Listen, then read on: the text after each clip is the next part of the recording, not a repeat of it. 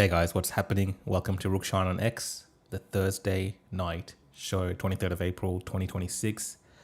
Hope you're all doing well. I am multi-streaming on multiple platforms. You can catch me on Facebook, Twitch, Rumble, YouTube, X at the moment, not Instagram, but I'll be on that platform pretty soon as well. I've got that working, but just taking my time getting on there. Thanks for joining in, guys, for this show. I hope you're doing well. As promised last night, I said I would come back on Thursday to do another show. So I appreciate you guys coming on. Baseline Benny, good to see you, mate. We'll just give a bit of time for everyone to jump on the stream. And if you haven't joined one of these shows before, what we do is just discuss the news of the day, usually, especially as it pertains to Australia, but also some international news I have for today's show as well. And it's a very casual show. We chat, you guys ask questions, I go through news stories, and we get through it together. So enjoy and make sure you take part. If you're not already, subscribe. Hit that subscribe button or the notification bell on YouTube, as well as on the other platforms as well. You can follow along. We've got here Vic Power 677. Thanks for joining in, mate. I appreciate it. Just make sure all my streams are working as well and get all this going. So I've got a few things that I'm talking about today. So streams look okay. We got the controversy. Just very recently, Pauline Hanson was talking about multilingual campaign signs in Farah. So that's for the by-election that's happening at the moment. Lots of reporting on Ben Roberts-Smith saying that he was planning to ditch Australia and flee overseas. So this is shown in the court documents. The media's very giddy about this, and reporting around this is getting a lot of attention, is probably the way to put it. Because Ben Roberts-Smith is, of course, on bail at the moment, and it is a major national news story, and every little tidbit that comes out regarding this story gets some type of press coverage. So the latest one is, and this is something we've heard before as well, that they were worried that Ben Roberts-Smith was trying to flee before prosecutors could potentially bring a case against him and abscond somewhere overseas. Okay, so we'll look at that story as well. We got ISIS. No one's surprised that ISIS is celebrating the Bondi massacre. I'll just look at that story as well. Albanese announcing a 10-day boost in petrol supply, as well as new plans from the Labour government to open a new oil refinery. It would be the first one since the 1960s that's been opened in Australia. So we'll look at that article as well. Iran.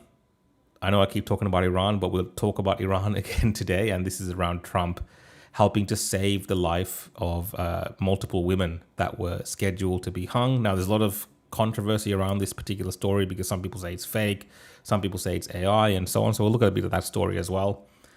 And Albanese's been on a podcast. So we'll look at that podcast and see what Albanese's had to say.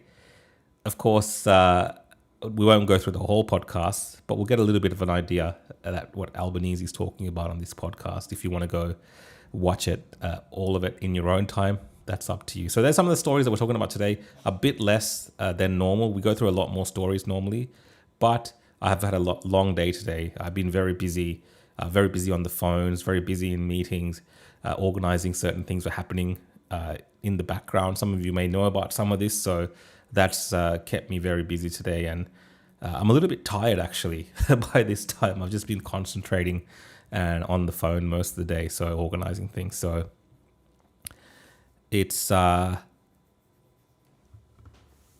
to do this show because I did promise I'll be here, and I wanted to make sure that even though I'm tired, I will come on the show and do this today. Let me try to get some of your comments on the screen, and we'll have a chat as well before we start the show.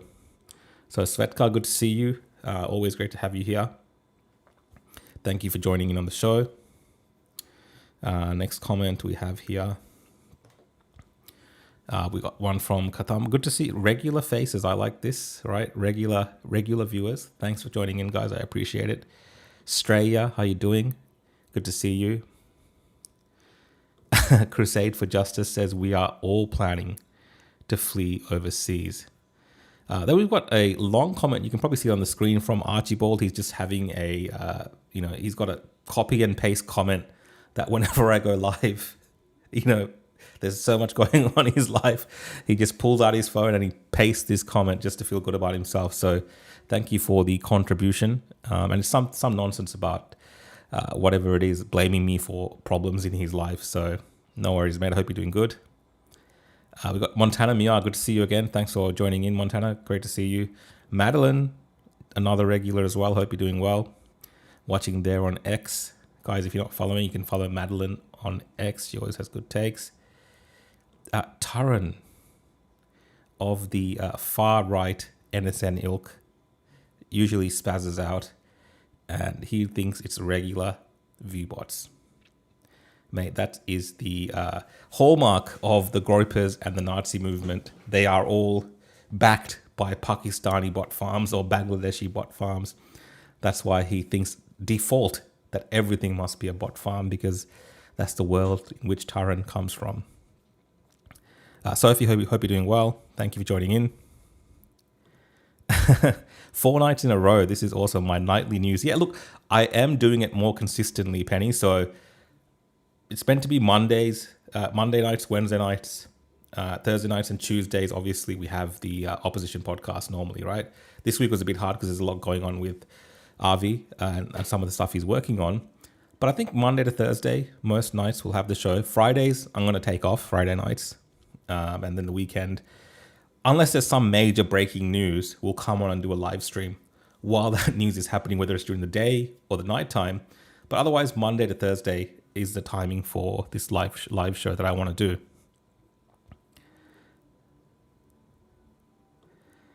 do. Whatever happened to Rukshan superfan David from Facebook? Yeah, I do miss David. Then we got here Marie. Thanks for joining in, Marie. I appreciate it.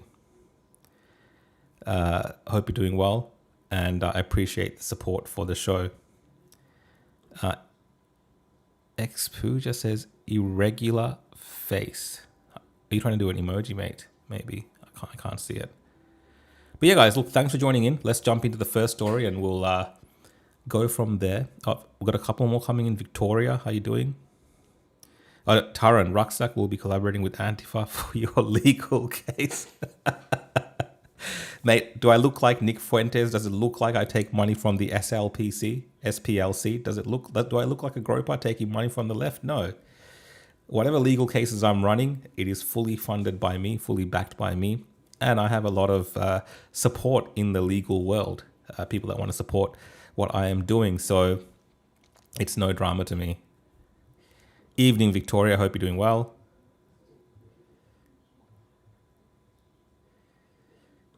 Adrian says, Rook, as a Christian yourself, what did you think of that IDF guy breaking the Jesus icon? Well, I mean, look, any kind of disrespect to any religious icon, not just purely because I'm a Christian. I think, we have to respect people's different faiths, and you have to be very careful. Everything's very sensitive. In wars, we see stuff that people do, which is ultimately would never see, maybe. The way that things are done is very shocking. And the statue things, or attacking historical monuments, or attacking churches, or temples, or mosques, depending on what's going on at that time, it can be very confronting. You have to understand, in wars, this happens. It is, of course, unexpected to happen from certain forces. And I think that's why there's been that rebuke from the IDF and from Israel. Now, these soldiers, I think, believe facing 30 days jail for this statue stunt, and possibly the person that photographed it as well. And it's not on, obviously. And look, then the personal opinion as a Christian, yeah, I mean, I don't like icons of Christianity being, targeted or attacked, or the name of, Jesus or any figures from the Bible being taken in vain. But, you have to also be balanced about these things. So, we're as Christians, anyway, I believe, a lot of it is about forgiving and understanding. We're not in the same make as some of the more extremist religious groups that might take measures, if you draw, for instance, some figure from their religion, they might turn up at your, cartoon studio and shoot you up. I don't think Christians generally do that. There's always controversial depictions of Christian icons, whether it's in comedy shows, skits, televisions. It's done a lot in the West. And I think Christians are very tolerant. So I come from that strain where I am very tolerant of things that I see and things that I hear. And the first thing we do is obviously forgive a lot of these people for what they're doing and look at it from that perspective. And hopefully, these people understand going forward the errors of their way.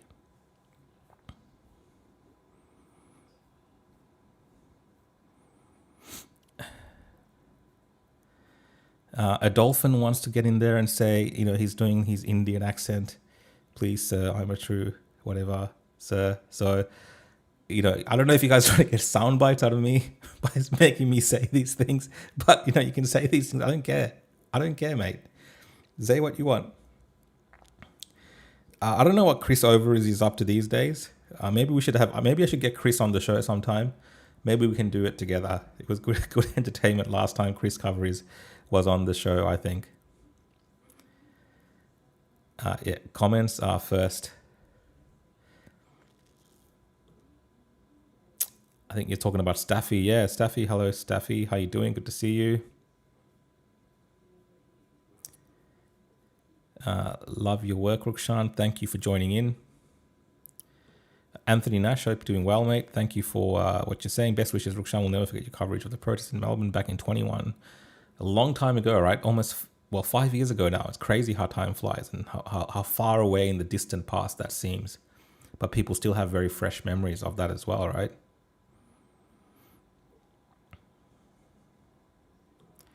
Darren says, nice seeing you on the weekend on Rye. This is last weekend. Are you coming back Saturday? No, I won't be making it back Saturday. I've seen all the pre-polling things that are going on. Are you volunteering, Darren, or are you just kind of seeing what's happening in Rye during the by-election? Jess Gregory, thank you for joining in the show. She says, Rukshan the Deceiver. Rukshan the Deceiver. And then we got here. Rook, did you see Patrick Bet-David video of him telling off Tucker for praising Islam Sharia law? I have seen it, but I've also seen PBD invite or challenge Tucker to a debate. I think that would be really good to see.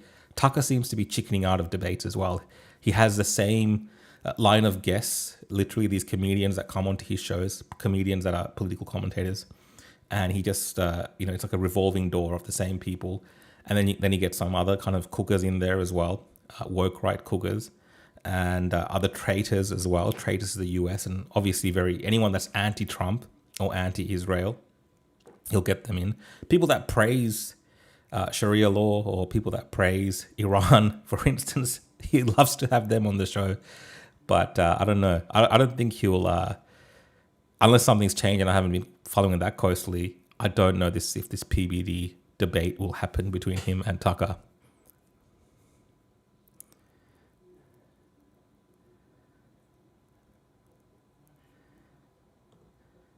Rucksack. Thoughts on booing Welcome to Country at dawn service? I mean, look, I don't agree with the Welcome to Country practice, whether it's in football games or any particular event. Booing something that's happening at the time, again, it's a very controversial thing to do, regardless of the setting that you're in. Usually, at a service for fallen soldiers or a remembrance service or the Anzac Day service, I think, based on the decorum that one would expect, it could be really offensive for people.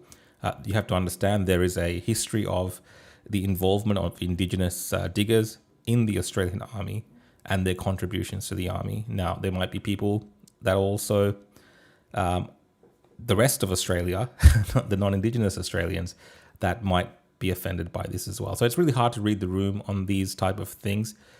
I would say, as a society generally, you'd have to come to some sort of consensus that this is not on, instead of specifically targeting events like this.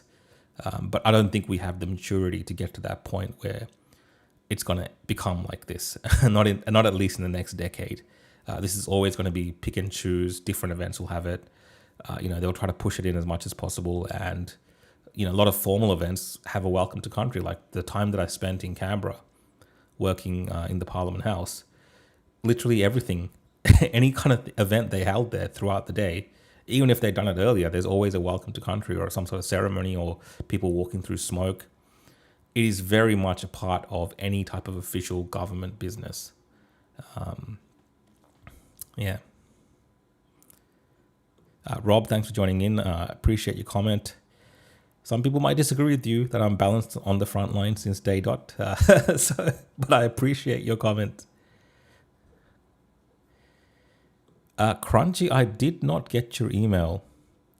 Let me, I'll check that later. Let me check. Maybe it went to my spam.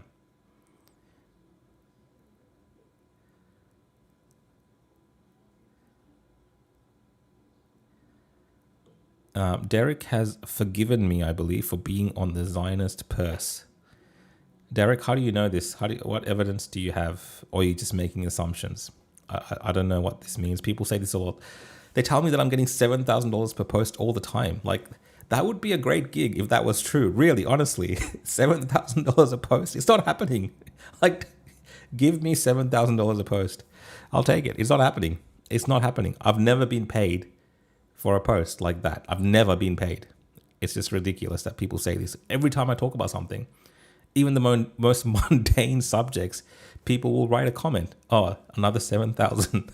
It's ridiculous. That's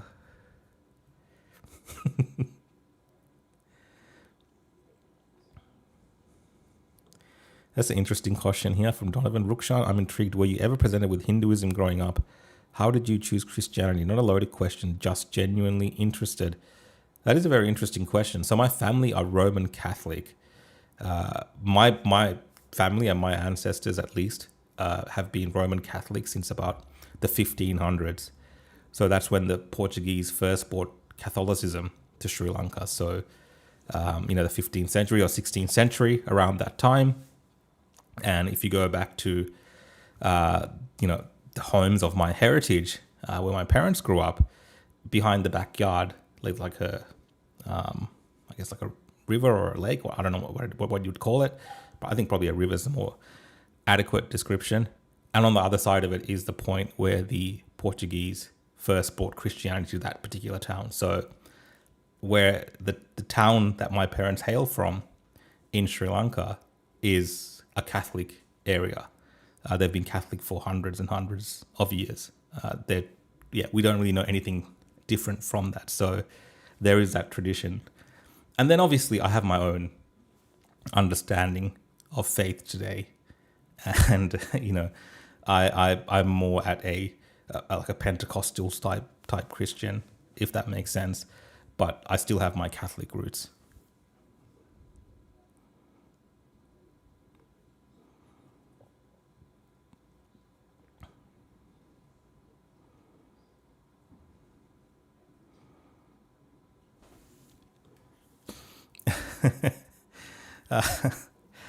Julie says Rucksack is a legendary nickname. Look, I don't mind these troll nicknames. I find them pretty funny. They say Kukshan, Rucksack, Rukshet. There's a whole heap of names. I don't really care. Like it's really, like, I've always found this type of banter quite funny. It doesn't really offend me. So go be creative. I'll put some of them on the screen if you have any names for me. I don't really care. All right, I think we've got to get to the stories, guys. It's a lot of fun replying to your comments, but I think we've got to hit up the stories. Cameron has joined in again. Hope you're doing well, mate. He says you still aren't Australian. So when Cameron writes this, he feels a lot better. So he's got to write this down and put it into a message. And because he has certain views, he feels very good after he tells me that you're still not Australian. So there you go.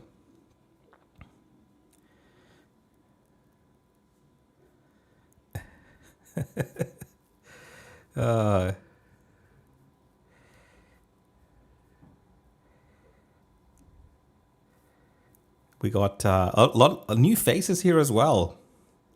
We got Pixie D, Epileptic Pixie Studio for Families. Alapictical. Pixie D, Alapictical Pixie Standing for Families. This prick has no say in it anyway. Here we go. Thanks, Melinda. Thanks for joining in. Keep doing what you're doing. I appreciate it. All right, let's get to the stories, guys, and I'll come back to your comments. And of course, you can also do super chats as well. So if you're watching on YouTube, feel free to do super chats. I've got someone here with a super chat already. Let me have a look. From Ethan Walker, who says, Rook, I've heard you say before that Israel has more of a right has more of a right as a legit state than Australia. Why is that exactly? I love that. I love and fully support Israel, but shouldn't they both have equal rights as states? I think it's in the context of how I've made that argument. So I agree and I believe in the sovereignty of Australia as a nation. Now, there's people in this country who say that Australia doesn't exist. It should be decolonized. It's a colonial, empire that should have never been on this land, that it belongs to Indigenous people, and this country does not exist as a concept. So the belief in Australia as a country is pretty much the same thing as Zionism. People believe that there should be a state of Israel. And in the same way that Israel has a right to exist, Australia has a right to exist as a state. Now, people that support Australia and discount its Indigenous history will, on the flip side, argue that Israel shouldn't exist. And what I say when it has more of a right, I mean Israel's history goes back thousands of years of the Israeli people or the Jewish people in that state. They have a historical connection to that land that predates any connection that British colonialists have in Australia. Australia is a very young country of about 250 years. So we do have in Australia this phenomena where we have these kind of white nationalists, ethno-nationalists who believe in Australia's right to exist, which I agree with. I believe in the sovereignty of Australia, but they will say that Israel does not have a right to exist and it belongs to the indigenous peoples that, they've attributed to it, even though historically you have a connection to the Jewish people in that land for thousands of years. So that's what I mean when I'm talking about that particular argument. And historically, it's accurate. The connection of Australia, like if you look at Australia's history, even our constitution right now, we still get royal assent from the king. Like we're still tied to the British Empire and to the UK. Regardless of, the way we try to separate ourselves, we still have that lineage of history back to the UK. So it's very complicated, of course, what I'm talking about. But the concept really is that I believe in Australia's right to exist as a country, regardless of what people talk about Indigenous rights and, who was here first and all these kind of things. The British came here, they established this nation, they established the country. It's very clear, it's very defined what Australia is. And yeah, there's a logical reason for the existence of Australia and its sovereignty. And in the same way, it's the same deal with Israel. But you got 3,000 years of history, lots of back and forth, lots of wars, lots of conquest. You got the conquest by Romans, you got the conquest then by the Ottoman Empire, and so on. So it's much more complicated when you have thousands of years of history. So Australia's only got 250 odd years, if even that. Probably not even that, to be honest. I think America's just going into its 250th anniversary as a nation this July 4th. So that's what I'm talking about.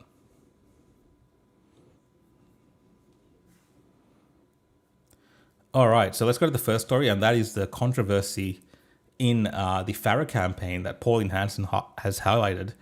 She says early voting for the Farah by-election begins next week, and One Nation are asking for your support in electing our candidate, David Farley.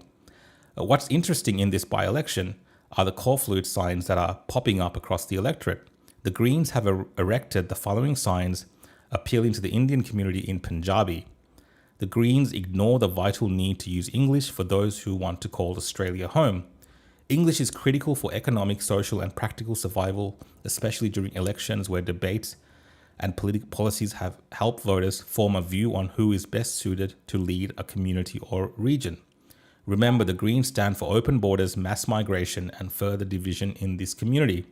And these are the signs. So you got here Richard, what's his name? Richard Hendry, the Green for Farah. You got his little English board there. And then he's got a sign in Punjabi script, or I'm not exactly sure what language that is in terms of the script of that language, but it's Punjabi. So it's very interesting. Of course, we've seen this before. We've seen signs in Chinese and other languages as well. I think Vietnamese, depending on the particular electorate where these, or the particular district where these elections are taking place, where these polling booths are, they will try to cater to particular demographics in that area. And it's usually done by the far left or Labour, candidates. And in this instance, it's the Greens. Now, I agree with Pauline Hanson, like, we should have laws that prohibit signs in different languages. People voting in Australian elections, at the minimum, should understand, be able to read and know English. There should not be this turning up at an election booth and you have pamphlets in different languages. Like, how have these people not learned to read English in their time in Australia by the time that they get to vote? Because only citizens can vote in these elections. So how is it that these people have not figured out how to read English? It's very problematic. So definitely these signs should be in English. There's also this factor that there is a disadvantage that happens as well. One nation is very unlikely to put up signs in different languages. That is not their political beliefs. They believe in Australia. They have certain views. And then they're not going to put up signs in Chinese or in Hindi or Punjabi or whatever it is. Okay? They're going to put up signs in English. But you're getting people coming there that don't really understand maybe what they're voting for. And some people might be, fooled enough by this. They might see the signs in Indian, Punjabi or in Chinese, whatever it is, Japanese, it doesn't matter. Language doesn't matter. They'll see these foreign signs and they'll be like, oh, I can understand this. I'll just vote for these people because I can read it. And that's very problematic. So there's only two ways to counter this. Either you play the same game, you start putting your signs in different languages, which is pretty much accepting this as being the status quo, which is problematic. And I don't ever see a party like One Nation doing this. Okay, I don't see the One Nation doing this.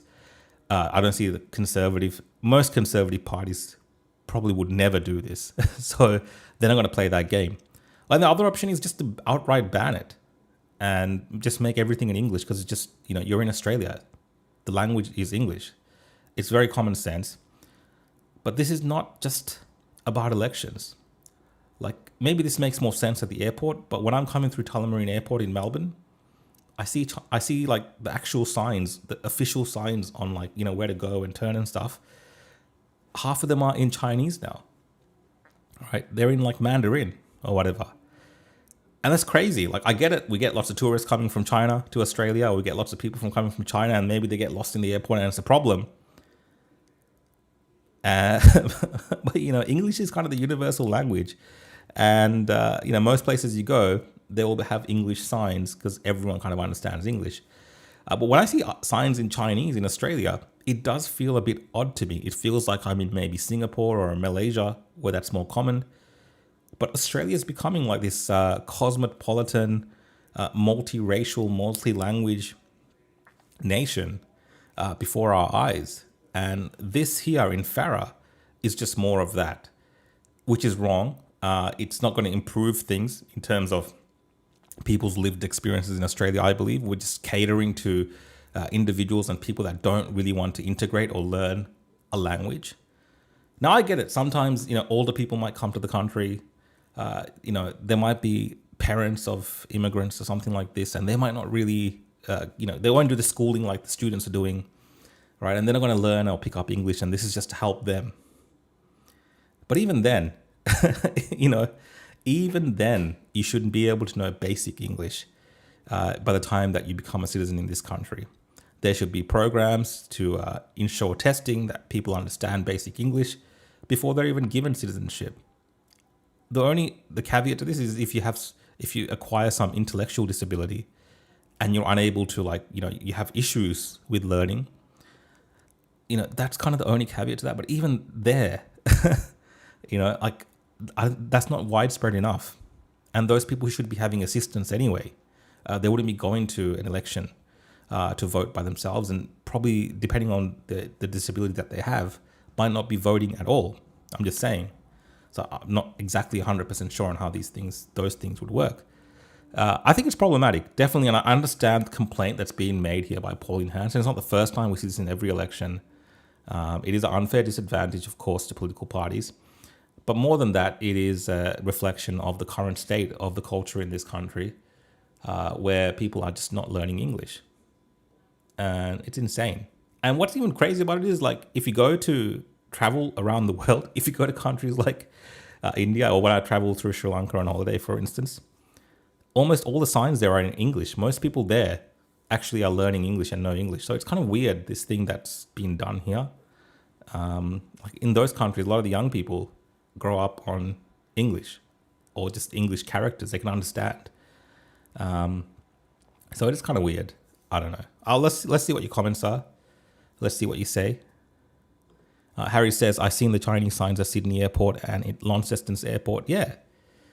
I'm like, I get it. Maybe the Chinese tourists get lost, but I don't want to see I don't want to see Chinese signs when I landed in Australian airport. I'm sorry.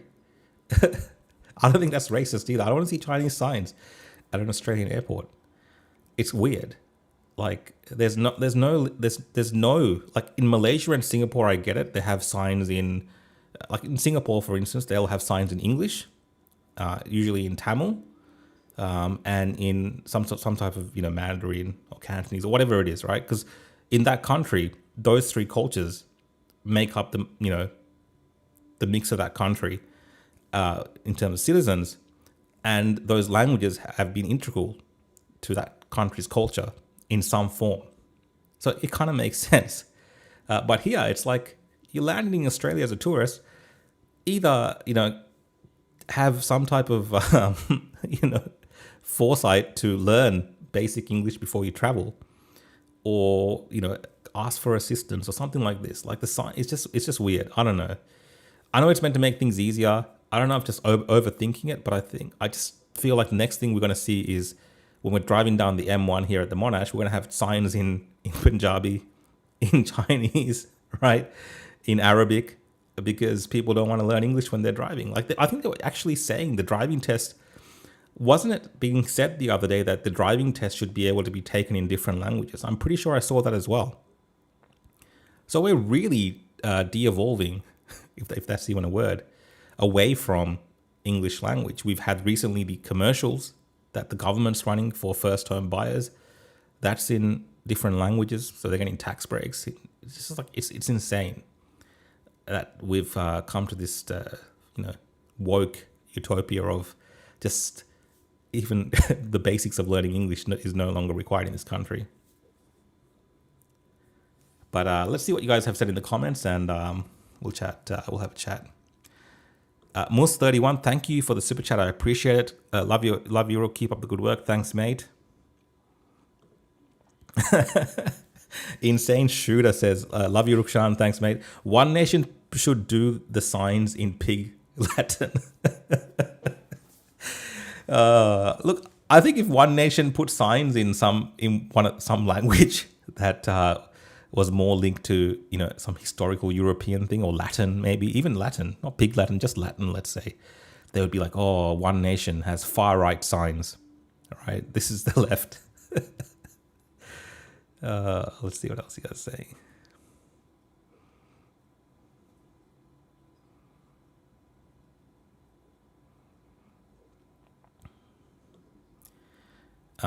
All the Chinese seem to have translator phones anyway. Yeah, look, the Chinese are very tech savvy. They have very, tech savvy, like hardcore technology. Like the phones that they're carrying, a lot of them when they're visiting Australia are more advanced than the phones that we're using here in terms of this kind of translation technology and things like this. Yeah, I think they should be forced to read the English.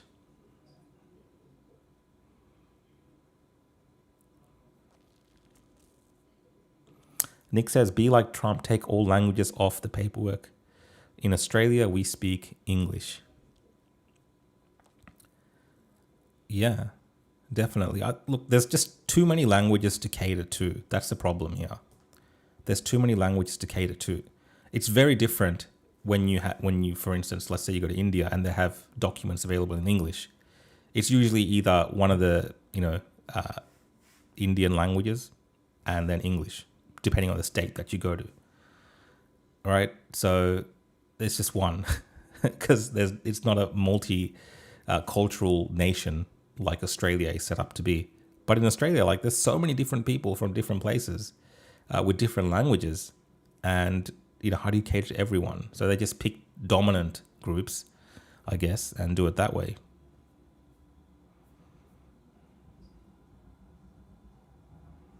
Melissa says, obviously English is too difficult for certain people. They have courses. I suspect certain people don't care to learn English because I don't know, they think it might benefit beneath them to speak infidel.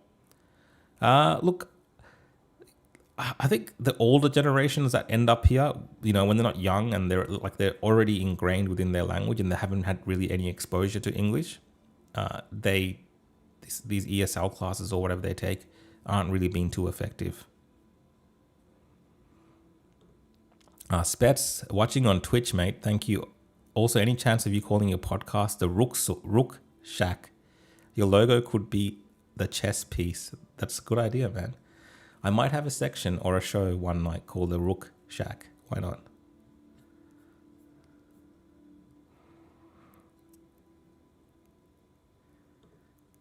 Is Rook still hanging out with Avi? A lot of people are interested in my friendship with Avi Yemeni. We will be having our podcast together on Tuesday. Anyway, guys, let's go to the next story and we'll come back to some of your comments. Thank you so much. It's good fun reading the comments. So next one that we have is Ben Roberts-Smith planned to move to Spain amid war crimes allegations. So this is on The Guardian, but maybe we'll watch the video report so I can... it's a bit easier to consume the video. Let's have a look at, I think 7 News did a report on this. Some breaking news tonight on plans Ben Roberts-Smith was making in the days before his arrest to move overseas. Let's go live to Chief Reporter Chris Reisman outside the Supreme Court. Chris, good evening. Suppression orders have just been lifted. What more can you tell us? Good evening to you, Michael. Well, these 2 bundles of highly sensitive documents just released by the Sydney courts, basically offering up intelligence from the Office of the Special Investigator that showed, they claim, that Roberts-Smith was trying to move overseas to one of 3 locations in recent times, Spain, the United States and Singapore. He had tickets to leave for Singapore just 2 weeks ago with his partner, Sarah Matulan. The documents claim he'd also researched Spain as a potential base to launch a health and wellness company, and also had been to Thailand looking for advice on business opportunities there with Gordon Chuck, who we believe is the father of Ben Chuck, the commando tragically killed in that helicopter crash in Afghanistan in 2010. Now, the federal police allege that he was at these locations mean he was trying to obfuscate, hide where he eventually was going to end up. In fact, they even called on the help of the FBI at one stage to help track his movements in the US. But Roberts-Smith has always denied that, saying that he has always revealed his travel plans and movements with police and authorities throughout all of the investigation, including these latest movements. Now, the documents also reveal that Roberts-Smith and Matulan are currently members of Qantas Chairman's Lounge, which is that exclusive invitation-only club for Australia's elite, from judges to prime ministers. We believe that the Victoria Cross would have earned him that privilege. And also in the bundle is an affidavit from Sarah Matulan's father, Brian, who describes himself as Roberts-Smith's father-in-law. But 7 News understands from family sources that the couple are definitely not married. All right, Chris Reisman there at the Supreme Court. Thank you for that. Yeah, so there's a lot to unpack there because I didn't really know that there was any restrictions on Ben Roberts-Smith prior to this, especially get the FBI involved. Maybe he was just exploring options for a different life. Like, was there something saying that he couldn't leave the country and start a business overseas? I didn't know that was on there. Unless he knew about this, I don't know. Let's have a read of this article from The Guardian. Ben Roberts-Smith planned to leave Australia and research buying wellness business in Spain. Court documents show, the horror. Some dude in Australia researched acquiring a business overseas. After everything he's been through in this country, maybe he wants to start a new life overseas. Ben Roberts-Smith was planning to leave Australia to live overseas and had a business class flight out of the country booked in 4 days' time when he was arrested at Sydney Airport this month, court documents allege, with investigators telling a court his willingness to return to Australia to face prosecution cannot be judged. Wait, court documents allege with the investigator telling a court his willingness to return to Australia to face prosecution cannot be judged. So I think that's saying that they don't know if he would have come back. Robert Smith was ultimately granted bail last week under strict conditions, a move opposed by prosecutors who said there was a potential concern he was a flight risk and might try to avoid ever having to face a trial for a series of alleged murders he committed in Afghanistan. He's accused of killing unarmed, handcuffed civilians. We know the story. Let's keep going across. No, it's just the backstory. Court documents released by Judge Susan Horan in the Downing Centre local court on Thursday show Robert Smith had investigated business opportunities around the world, including a sunshade firm in Thailand and seeking to buy a fitness and wellness business in Spain. He travelled to Myanmar to meet with a friend who owns an avocado farm there as a part of his job prospecting overseas. Stephen McIntyre, a senior investigative officer with the Office of the Special Investigator, told the court in a statement that investigators were concerned by Robert Smith's opaque overseas travel plans, about which he had not informed police or investigators. So that's kind of saying that maybe he had an obligation to let them know. Maybe there was some understanding like this. I don't know. Let's keep reading. The OSI holds concerns that Robert Smith is attempting to relocate to a reside in a jurisdiction outside Australia. The ultimate destination and duration of his relocation is unclear, as Robert Smith's booked flights and family suggest Singapore, whilst the alternative destination of Spain or the US have been identified during OSI inquiries. I mean, why would he go to US, for instance, when they have, I'm pretty clear they have extradition treaty with Australia. The possibility of that Robert Smith has intended to disguise his travel plans cannot be excluded. Robert Smith's future willingness to return to Australia to face prosecution cannot be judged. The seriousness of the charges and strength of evidence against him is considerable. McIntyre said in addition to court concerns that Robert Smith was a flight risk, investigators feared he would attempt to intimidate witnesses or interfere with evidence before his case came to trial. According to court documents, McIntyre said investigators had evidence that Robert Smith, during his long-running defamation trial, had instructed witnesses about their testimony, and that investigators also possessed evidence a burner phone was given to a witness appearing on behalf of Robert Smith. Okay, we've got a few more things there. I'm not going to read the whole thing, but I mean, it sounds like as far as I know, prior to his arrest, yes, there's been that civil defamation trial, but there was no indications that there was going to be a prosecution of him by the state. Is he meant to just keep everything on hold forever and wait for the state to do something? What's a man to do? So if he was exploring options, business options overseas, I mean, it's been portrayed as it's something dodgy. Is it necessarily? I don't necessarily think so, because we don't really know that a prosecution was going to happen. How long is he meant to keep his life on hold? This has been 17 years since allegedly these incidents took place. It's all a bit weird, definitely. Obviously, there's more going to come out when this suppression order is lifted on some of these documents. There'll be more on a lot of this, and especially during this trial if it ever gets there. But I still feel like a lot of this is unfair. Let me know what you think in the comments.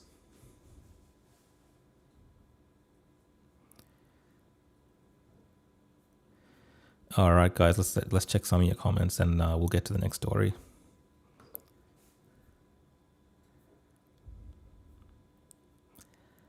Oh, yeah, Clipper Chick joining in again. How you doing? Thanks for joining the show.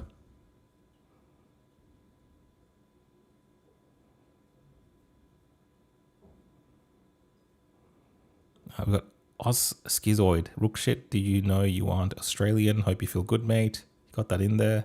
Good for you.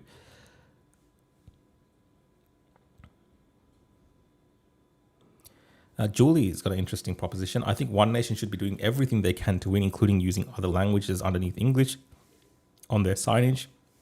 They can ban it after, but win first. Look, One Nation, I think, on this particular issue would be a little bit more principled. I don't think they'd go this route, Julie, but I hear you. I hear what you're trying to say, and I get it. But I don't think they'd go that route.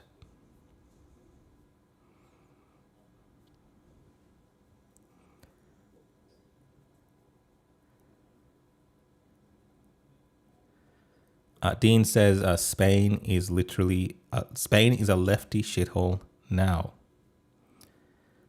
Mike wanted to get in here that Ben Robert Smith will deport me. Okay. And DML makes a good point that most sensible people have considered leaving Australia in recent years.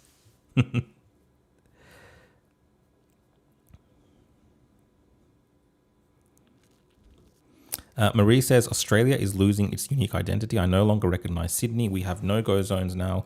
Suburbs where there are no shop fronts or signs in English. Yeah, I mean, this transformation has been happening over the last probably 2 decades. If you go to Melbourne City, for instance, down Elizabeth Street and down Swanston Street, it's very much, it's like kind of like you're in Malaysia or Singapore in terms of the Asian restaurants that are there. Most of the brands that are there now in those shops, on those shop fronts, are Asian brands like Chinese stores or Singaporean or Hong Kong, whatever, right? Like all the brand names, like everything. All of Elizabeth Street, even the real estate agents that are there, it's like Chinese real estate agents. Like that's in the city of Melbourne. So yeah, it's very different. If you go to Lygon Street now, at one point there was a lot of European, Italian restaurants, for instance. Now those shops have become more Asian or Indian, depending on where you are. So the face of the city of Melbourne is changing with the demographics, and there is a lot more influence from Asia, from China, from India. When you look at these stores and businesses, these are the people that are opening up businesses and stores now. And whole streets, it used to be, you had Chinatown, which is near Russell Street in the city, and it's a strip there that goes through, and you've got the Chinese area there, Chinatown, right? That's kind of always been there, and it's just decorated in the Chinese style. And lots of places around the world, lots of modern Western cities have a Chinatown. But now all of Melbourne is like pretty much Chinatown or a little Mumbai. So it's changed. It's changed a lot. And I don't like the demographic shift and the change as well. I don't know if that's just the businesses being bought out by people who are of that ethnic heritage or background, and they're now the business people running those shops, or if it's something beyond that, based on the demographic shift and the whole population being more inclined to use those kind of services in stores. Because those like restaurants on Elizabeth Street and even the ones on Swanston Street now, these boutique Asian like stores, whether it's like, they sell like, what do you call that? What's that Asian tea called that they have? Bubble tea, right? Bubble tea. They got a lot of these bubble tea stuff everywhere, little bubble tea stuff popping up. And like there's massive lines out the front of these places. It's insane. There's people lining up, sometimes very long lines. There's names of stores that I've never seen these brands, but they look like big brands and they're very popular. And they're frequented by, particularly in the city of Melbourne, in the CBD, Asian Australians. So the face of cities in this country have dramatically changed. Yeah, I don't know if it's racist to discuss that. I'm not trying to be racist by saying that it's like I'm not freaked out when I go there or anything like this. Obviously, like I'm not judging anything. I frequent some of these places. I buy the bubble tea sometimes. Like I take part in what's happening in that respect. I have no real issues with that in that sense. But I can see like this is not the same city of Melbourne that when I was going to university in the 2000s was there. And then if you go back further, people that were there in the 90s, it would be even more different to that. And then you go back even further, it's even more different. So definitely people are experiencing the city of Melbourne something very unique today. And there is this theory that, the major metropolitan cities in our country, places like Sydney, Melbourne, in particular, are going to become more like Singapore and Malaysia in the way that it functions, and also in the way that you see the demographics in that particular city. So I don't want to go too deep into that today. Maybe we can talk about it some other time, but that's just my views on your comment.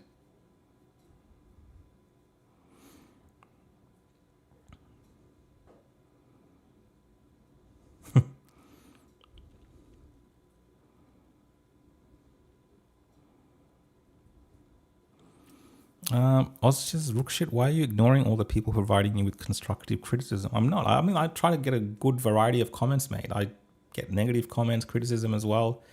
I don't really care. Criticize me. Go for it.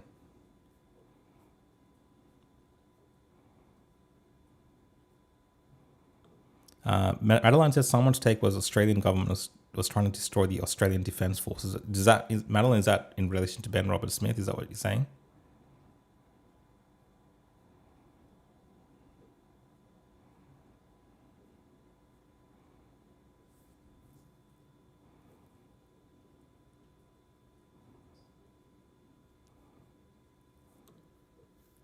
Anthony says, I'm a seventh generation Aussie who came from convict background. I grew up in a very racist Australia back in the 70s, and I'm ashamed of the way that I judged people back then. I now love how we have so many cultures and work in a space where I'm teaching young people English. It is an honor to be working in this space. My problem is not immigration. It is that government has opened the gates and the infrastructure is not there to cater for the sheer number of people who are coming. This is putting pressure on everyone who is already here. I own that I was once a racist, but I truly believe that the opinion I expressed above is not race-based. I hear you, Anthony. I hear what you're trying to say, and I get what you're trying to say. I think the issue is, yes, obviously the government immigration is really become about demographics replacement for some governments like Labor, who look at bringing in voters into the country. And it's very different to, even the time that my parents immigrated to Australia. It's very different the way that people are being integrated into society today, or assimilated is probably the better word. There is less, I wouldn't say the enthusiasm. There's less, there's less, how do I put this? I'm just trying to look for the perfect word to how to say this. There's probably less attention given by governments to assimilating people. They're happy for people just to come and be plumped somewhere. Because the less that they know, the less that they integrate into Australian society, the less of a problem they will be for governments when they need them to vote. That's pretty much the basics of the reason that a lot of the left want a immigrant population that is not assimilating, that doesn't really understand the political system, that when they go to vote in an election, the signs are in a different language. They don't really want people to be knowledgeable about what's happening in the country in the way that it impacts them. So for decades and decades, you can have people in this country that just vote for a political party because that's the first party that they voted for. Or that's the party that their friends, when they came to Australia, their friends said, or their religious leader at the temple or whatever, or at the mosque said, yeah, vote for this party. They're not racist. You got to vote for this party. And then for the rest of their lives, these people, these immigrants, will vote for that political party. Usually the Labor Party. They're very good at doing this. And the problem is that these people don't understand how the policies impact them. A lot of these immigrants that are here in Australia, they don't really understand the impact of mass immigration, and they don't get the complexity of the overall impact it has on different aspects of life. They don't understand the importance of trying to maintain a cultural monoculture, let's say, or they don't understand the importance of Australia having established Christian roots, which are revered and protected to some extent, because that is the foundations of most of these Western societies, the Judeo-Christian history in these Western countries. If you look at the way the legal systems are set up, all of this relates back to that. They don't really understand that whole system. So, and that's the reason they're here in the first place, because they view countries like Australia as being a better place for opportunity, safer, more prosperous. There's, capitalism, which supports entrepreneurship. So they come for all these things, and then the governments here don't really want them to learn too much about what's happening, because then they probably won't vote for that that party anymore. And then you get this over a long period of time, you get these demographic shifts in electoral votes that benefit one side, and then everything disintegrates. It's been something like that, which has been happening. I'm putting it in very simple terms to kind of keep it very light. But it's something along those lines that's going on. So that's the main reason I believe personally that the left doesn't really want people to assimilate or integrate, because you don't want to have informed voters. That's the one thing the government hates, informed voters. And you're seeing right now that most of the, Australian population that are informed and educated right now at the moment, and I'm saying informed and educated on the issues impacting their standard of living in this country, are shifting their votes to minor parties like One Nation. Okay, these are the people I believe are paying attention. Now, in the media, they'll be disparaged as being like racist and all this kind of stuff. But I just think these are the people that are paying attention to how politics impacts their lives, and they make these decisions. And then you have in every population, it doesn't matter how educated or smart you are, you have these kind of lefty loonies who are know-it-alls. They know too much. They're elitists. They might be watching the show as well. Hi, guys. And they will just vote for progressive ideas. Okay. And they push the needle forward as well. So it's a combination of these two things. Let's keep going with your comments.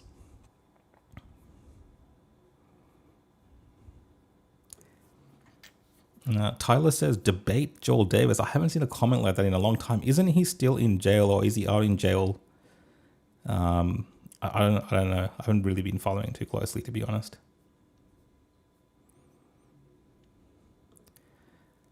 Underrated comment from Montana Meow. Melbourne has a machete zone.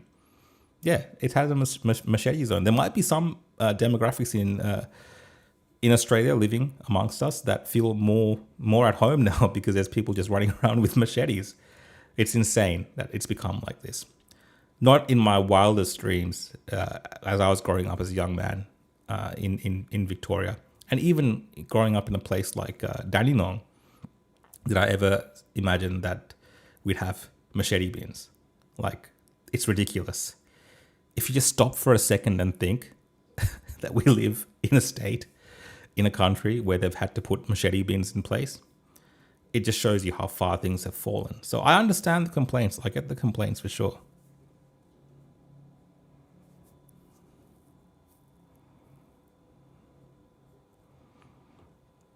Peter Panner says, stop being a cuck against the MFA. So much for free speech, bruh. Look, I've withdrawn my legal complaints. I've paused my legal issues with this particular organization and the individual that was spreading the defamatory remarks. I'm all for free speech. I'm all for political discussion and political discourse. But that doesn't give you a right to defame people, spread false accusations, and incite violence against individuals based on that defamatory remarks. The West, it's great because we protect political discourse, political freedom, but we also protect individual rights as well. So it's very important that people protect their rights. If people are saying things about you, I recommend to anyone here, if people are spreading false information about you, they're putting up defamatory content about you, it is very important in today's day and age to assert your rights and fight against those things, because they will impact you. You might think it doesn't, but it will impact you, whether it's your job, whether it's your, overall your career, your family life, whatever it is. We're in a different era. We're in the era of online, where things stay online. And if you don't assert your rights, if you don't defend yourself against defamation, you only have yourself to blame. So whenever anyone defames me, whenever anyone puts false rumors out there, in this instance, people juxtaposing my image next to criminals and lyrics which have the word "they rape," it's going to be problematic. And yeah, I'm prepared to spend whatever it takes and go to any length to defend myself, my family, and my business interests against that. So, and I recommend everyone do that to protect your interests and rights. There's no reason that you should live in fear of people lying about you. There should be consequences for this. And that's how you have a harmonious society. And that's actually how you protect free speech. Because free speech does not mean the right to defame and the right to spread false accusations, especially in Australia. We have the implied freedom of political communication, and there's certain rights that come with that and obligations. And none of those allow people to defame. none of that allows people to use anyone's image and infer that they're a rapist. Alleging actually someone's a rapist, even in a montage or a video, is by far one of the most grievous things you can possibly do. It is almost open and shut. All right, let's keep going. I'm gonna have some water.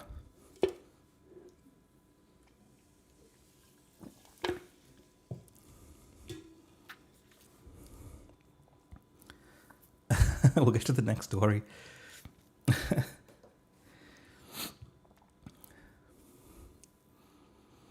We got here. Speaking of demographic changes, resplendent heroism. Bondi Beach massacre glorified by ISIS in 7-page propaganda spread. Islamic State has glorified the Bondi Beach terror attack in a chilling 7-page propaganda article, calling the massacre resplendent heroism and urging Muslims to follow the example. Islamic State has praised the Bondi terror attack as resplendent heroism in a terrifying 7-page propaganda article, urging Muslims to follow the example. In its latest English language issue, Voice of Khorasan, produced by the Islamic State Khorasan branch, the terror group devoted a feature article to the Bondi Beach attack. The article titled "The Sydney Attack: Revenge of the Oppressed Ummah" praised the alleged terrorists as brave lions and called the mass murder resplendent heroism. The attack represents a demonstration of the path to entire Islamic Ummah and an announcement to all that the means to liberate Bayat al-Maqdis. Sorry, my Arabic is not that good. The article said, if you have seen the videos, the father and son in the calm atmosphere present the message of action to the Ummah. In practice, they offer the method and instruction for the liberation of Bayat al whatever it is. With every bullet, they shattered the skulls of the Jews, and not a single shot missed. They were neither fearful nor did their resolve weaken until the father was martyred and the son, while wounded, was captured. The article also criticized Muslims who condemned the attack. Despite this resplendent heroism, Muslims in name only condemned this attack and said that those targeted were not combatants but civilians, labeled the father and son as terrorists, and sent curses and insults upon the Islamic State. I mean, this is a sick, extremist ideology. And what's even more disturbing about this, I'm not going to read any more of this, just Islamic State propaganda nonsense. But we had the AFP commissioner right after the attack, even though the attackers had a bloody ISIS flag on the hood of their car or whatever, on the windscreen, come out and say, oh, this was not religiously motivated. This attack was not religiously motivated. What's her name? Chrissy Bennett or whatever, the AFP commissioner, the one with all the medals, the one that was, I guess, involved in the arrest of Ben Robert Smith and got a bit of flack for that. Well, during the actual Bondi massacre, they came out and said, no, this is not religious. There's nothing religious about this. But when you read this ISIS nonsense, pretty much it is all about religious martyrdom. They are celebrating this. They are encouraging others to do it. And they even have a reason for doing it. A lot of radical Islam is about takeover and infiltration and this subverting the population and tricking the population as well. There's a lot of this going on. So you would hope our authorities and those in law enforcement are aware of this and are awake to this and keeping an eye on a lot of these mosques in Australia which preach extremism, especially in parts of Sydney and parts of Melbourne as well. There are many that are preaching this type of extremism. There are people who are born here in Australia, like the Bondi terrorist, born in Australia, who has become radicalized in Australian mosques. These are not terrorists coming from overseas. These are terrorists who are being radicalized here in Australia under this type of doctrine, where they want to, bring in this ummah or whatever they're talking about, their caliphate that they want everywhere. Literally, for these radical Islamic extremists, everyone in one way or another will either be a Muslim by the sword or convert, or they will die as infidels. Like, that's what these extremists believe. And they're happy to spread that. And they want that in Australia. They want more of these attacks. So if we have attacks and then our AFP commissioner comes out and says, after seeing the ISIS flag on the bonnet, no, I don't think he was religious, it's very problematic. I don't think we're really addressing the issue in a manner that's actually protecting Australia right now. Let's have a read the comments.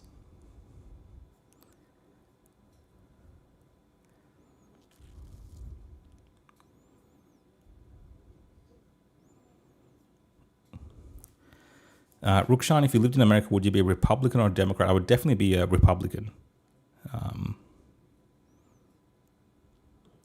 And Leo says, you are the Aussie version of Tim Pool. We need more people like you, man. Keep it up. Look, I love Tim Pool. I love what Tim Pool's doing with Timcast or Tim Pool or what Timcast in real life. I'm trying to do something similar to that because we do have a lot of people that are doing political commentary, but it's not the consistent show. It's not every day, or it's not taking people's comments. Obviously, Tim Pool has expanded a little bit more. He's got the studio and multiple people sitting around and talking about things. Here, it's just me by myself, bro. But I appreciate your encouragement, and that'll add to my enthusiasm to continue this and hopefully, grow it a little bit more as well. So I appreciate it, mate.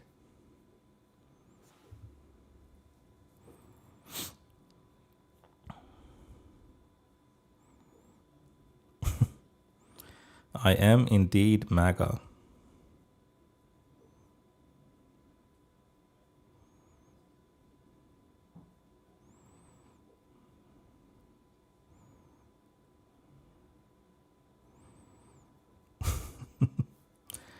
Tyler's having the time of his life in the comments. All right, let's keep going.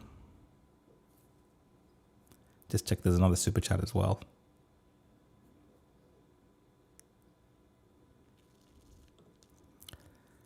This is from Noah Bennett. Rook, if Islam is so radical like you said, then why would Andrew Tate out of all convert to Islam? Maybe he wasn't legit, but he did convert. There's a bit of a trend among certain individuals to convert to Islam. Again, I have no issues with religious beliefs and people's religious views. It's literally just about how the West deals with it, because Islam is not reformed like the Western religions that we're used to. There's been some type of reformation in Christianity, for instance, in Catholicism, where the understanding of the past and how we practice as Christians and Catholics today is more around, the modern times. Like there's a different understanding, okay, that we kind of practice that. It might be not knowing, we might not do it knowingly, but there is this modernity that exists in Western religions that are more suited to Western philosophy or the Western outlook.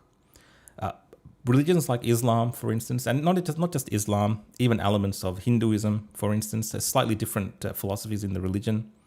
A lot of it is exactly the way that it was, hundreds, if not thousands of years ago. And there's many that want to practice it exactly the same. They don't want to change. Obviously, around them, things are changing, but they don't want to change. So then you have these radical elements as well. I'm just giving a very basic overview here. But there are countries, for instance, in the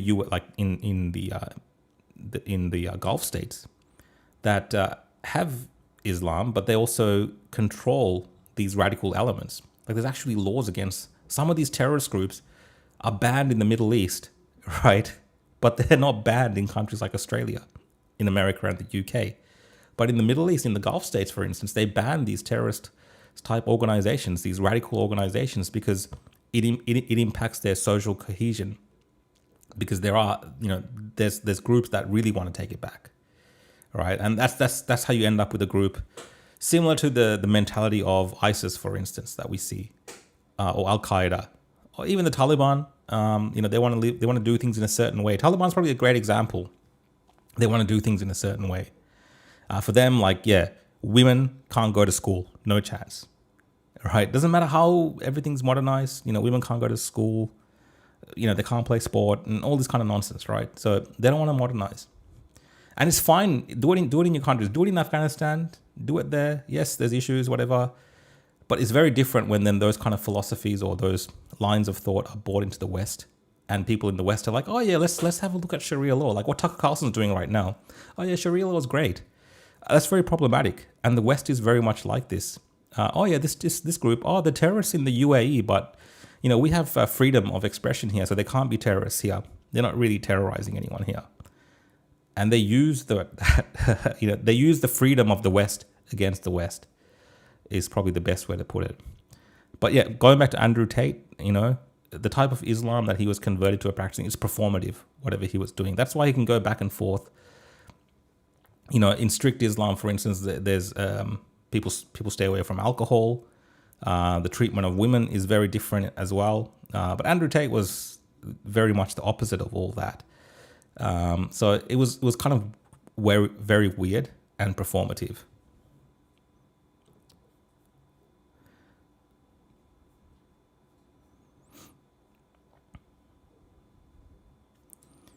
Mr. Guy, I will not be doing an analysis of the Vietnam War for a while.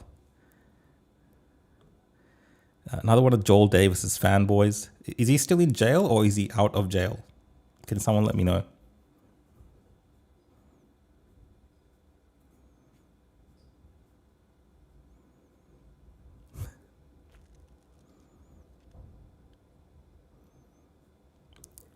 Nick says, are you coming to Canberra as media to cover Australia marches, which is not March for Australia? No, I won't be coming this weekend, unfortunately. I've got previous commitments here in Melbourne, but I believe there will be a lot of coverage of that from whoever's there. So I think that's from Oz Marches, and that's for like an Anzac service type thing and a rally.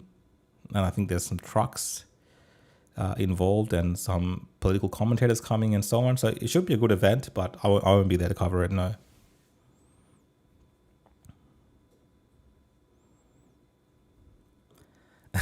Margaret says, I've never heard of anything so stupid as the machete bins, waste of money, and doesn't address the problem. Yeah, I remember when I was in Israel, we were telling some people there that, yeah, in Victoria, we have bins for machetes. And they were like, what do you mean? And this was in Israel during the time of, the wartime, when the Gaza conflict was really, still taking place. We're like, yeah, we have machete bins. And they were like, what? What do you mean? Like, you have machete bins? It didn't compute. It's like, it's really weird. Like, somehow trying to make it normal for us to accept this as being normal. But it's really effing weird that there's machete bins. Like, it's so weird. You can tell people in developing nations or third world nations that you have machete bins in your country, and they'll be like, what do you mean? It's super weird. Like, I was in holiday in Sri Lanka, and there's a whole region, like a street, like maybe 150 meters, 200 meters, and the whole street is just machete shops where they're making machetes for people to use. But there's no danger. Like, it's just out in the open. There's thousands and thousands of machetes. But people are obviously going there to buy it for cooking purposes or working on the land. Like, there's no fear that people are going to come there and pull out a machete and start slashing each other. I'm not saying there's no violence, but it's just like out there on the street, like thousands and thousands of machetes. And that's in Sri Lanka. So in Australia, though, the way that things have gone, we have to have machete bins. So it is kind of very, very third world, but in a way it's not, because it's not really happening in the third world or developing countries in the same manner. It happens in war zones and places where there's ethnic conflict, perhaps. So it is a very unusual thing to be happening here in Victoria. Like, that's how weird it is.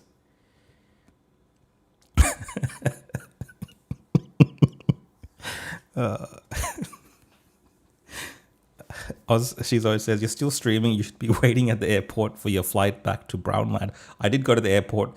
The signs were in Chinese. I did not understand what it had said, so I turned around and came back home in an Uber, mate. So here I am.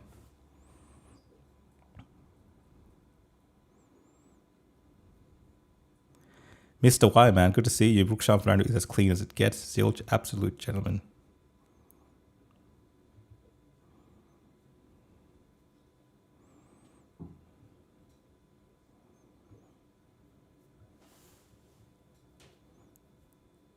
All right, guys, let's go to the next story. I don't know if you guys just want me to sit here reading comments or want me to do the news stories. I don't mind actually reading the comments and reacting to the stories. let me know what you want to do. If more people say to read the comments and react to the comments and do the stories from the comments, I'll do that too. Rukshan, what is your ultimate goal with the work that you do? Well, my goal has obviously changed over time. These days, I'm just like, I want to do this live streams more so, talk about news stories, have avenues like this for different people with different views to comment. I don't mind there's people that don't agree with me. I think it actually makes it quite interesting to see the different views that people have, even if it's just about me. And, we can discuss different political ideas and political topics. I think it's important. This is a new medium that we have. Traditional news is out the window. Legacy media is kind of dead. And we are moving forward into different styles of covering ideas and discussing political ideas. And I think it becomes important because even though we're so connected, we're still more disconnected than ever before in terms of the way that we see people, in everyday life. So it's good to have forums like this where people get together and talk about news. So I want to do more of that, grow that, and hopefully, have fun doing it while I'm doing it. I'm having fun today. This is a lot of fun. I don't even think I'd do a stream today. I thought I'd maybe do a 1 hour stream, but I'm having a lot of fun just chatting with you guys and reading the comments.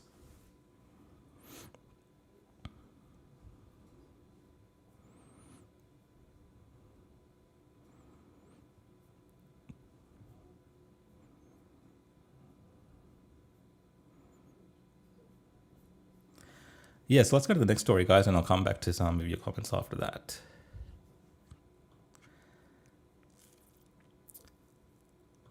And this was based on one of the comments that I saw where, let me just find that comment. From Lozzie. Thanks for the comment, Lozzie. I heard that Trump saved the life of those 8 women on death row in Iran. Thoughts? I did have this story saved. So this is just someone's tweet, Iranian girl's tweet. She says, "Thank you, President Trump, POTUS, for stepping in and become the voice of the voiceless Iranian women inside Iran. This means the world to us. But it's not just these 8 women. Thousands more are jailed, tortured, and raped by this barbaric regime, and they won't stop. This regime has taken 90 million Iranians hostage, occupied our country, and murdered our people non-stop. The only solution is to remove this regime completely. There is no other option." So this was she was quote tweeting Trump here. And a day ago, he said, "To the Iranian leaders who will soon be in negotiations with my representatives, I would greatly appreciate the release of these women.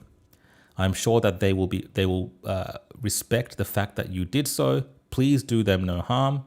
Would be great start to our negotiations. Thank you for your attention to this matter, President Donald J. Trump." And he shared an image of 8 young Iranian women who were allegedly on death row to be hung. There's allegations that in Iran, these women are raped before they are hung, especially if they are virgins. So to ensure that they don't go to heaven because they will be being raped out of wedlock. This is the barbarity of that type of regime. Many such stories from Iranians from inside the country and those who have left the country of these practices taking place with the regime. Now, people have come out and said, "Oh, this is an AI photo. Some of these women are not on death row. Some have been released," and so on.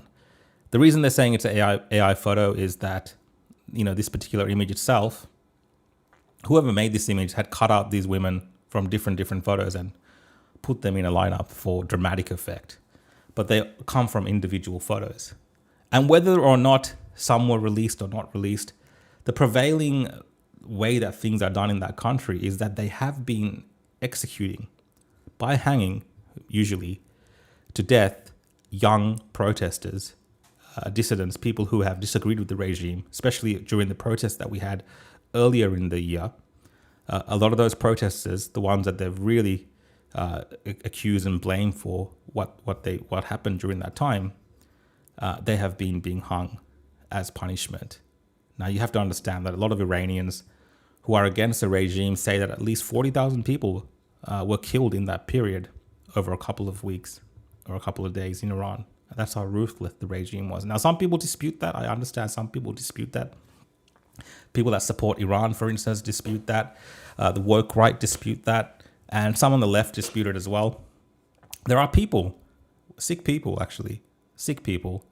that now that Donald Trump had stepped in to advocate for these women, there are sick people that, because of that reason, they would rather prefer these women die. Like, that's how sick the West is on some of these topics. But Trump said, not that long ago, very good news. I have just been informed that the 8 women protesters who were going to be executed tonight in Iran will no longer be killed. 4 will be released immediately and 4 will be sentenced to 1 month in prison. I very much appreciate that Iran and its leaders respected my request as President of the United States and terminated the planned execution. Thank you for your attention to this matter. Now, people like Donald Trump is lying. There was never any women. All these women are AI. Again, as a Westerner, I tend to side with the West when it comes to these type of topics. I don't believe propaganda coming out of, goat herders from parts of Asia sitting on their bot machines in Pakistan or Bangladesh or Iran or wherever they're coming from the regime. I don't care. I tend to believe or go with the information around this stuff more from Western sources. You'd have to be, there'd have to be something wrong with you, really, to, in one sense, especially a lot of the people that are critical of the news in the West, people that don't believe the mainstream media in the West, to then say that, the mainstream media in the West lies, then to turn around and believe the regime media from Iran. Like, you'd have to be somewhat, not all there in your head to do that. Like, it doesn't make sense. It's just weird. So, look, I'm more inclined to go with what the President of the United States of America says. And more than that, more than just what the President says, I'm inclined to go with what Iranians who oppose the regime, whether it's from inside Iran who are sharing information or people who are part of the diaspora around the world, I'm more inclined to believe them in this matter. Because Iran, the IRGC, is a ruthless terrorist regime.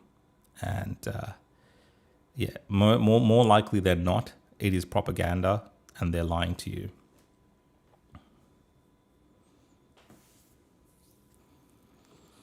Susie, thanks for joining in. Hi, Rukshan, just joined tonight. Are you doing this every day, same time? I do. I have been doing this Monday night. So Monday nights, 9 p.m. Tuesday nights at 7 p.m., I think, with Avi, Opposition Podcast. Wednesday nights, 9 p.m. and Thursdays, 9 p.m. So usually 9 p.m., except on Tuesdays, which is a bit earlier. We do the Opposition Podcast around 7 p.m., 7 to 9.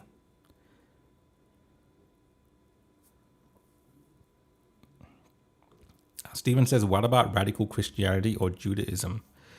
Look, there are elements of radical beliefs in those religious groups as well. Radical Judaism is something that you'd maybe more see in parts of Israel, for instance, and it's defined to small sects that practice this type of Judaism.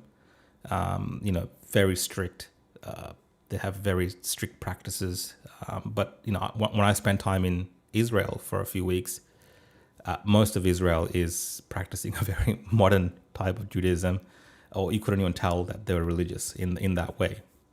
I'm talking about Jews. And same thing with Christianity in the West. Yes, there are people who have radical Christian beliefs, but it's somewhat very minor groups, or it's very controlled within the state. Like, they still have radical beliefs maybe, but they still abide by decorum, the rules of the nation, and so on.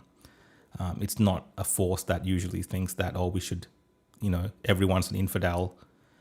We will, by the sword, everyone will become one of us. It's typically, it hasn't really happened like this in modern history.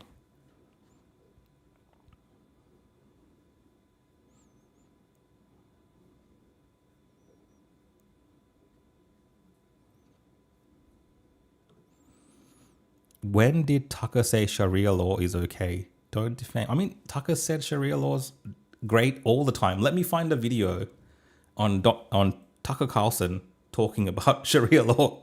That's his favorite topic.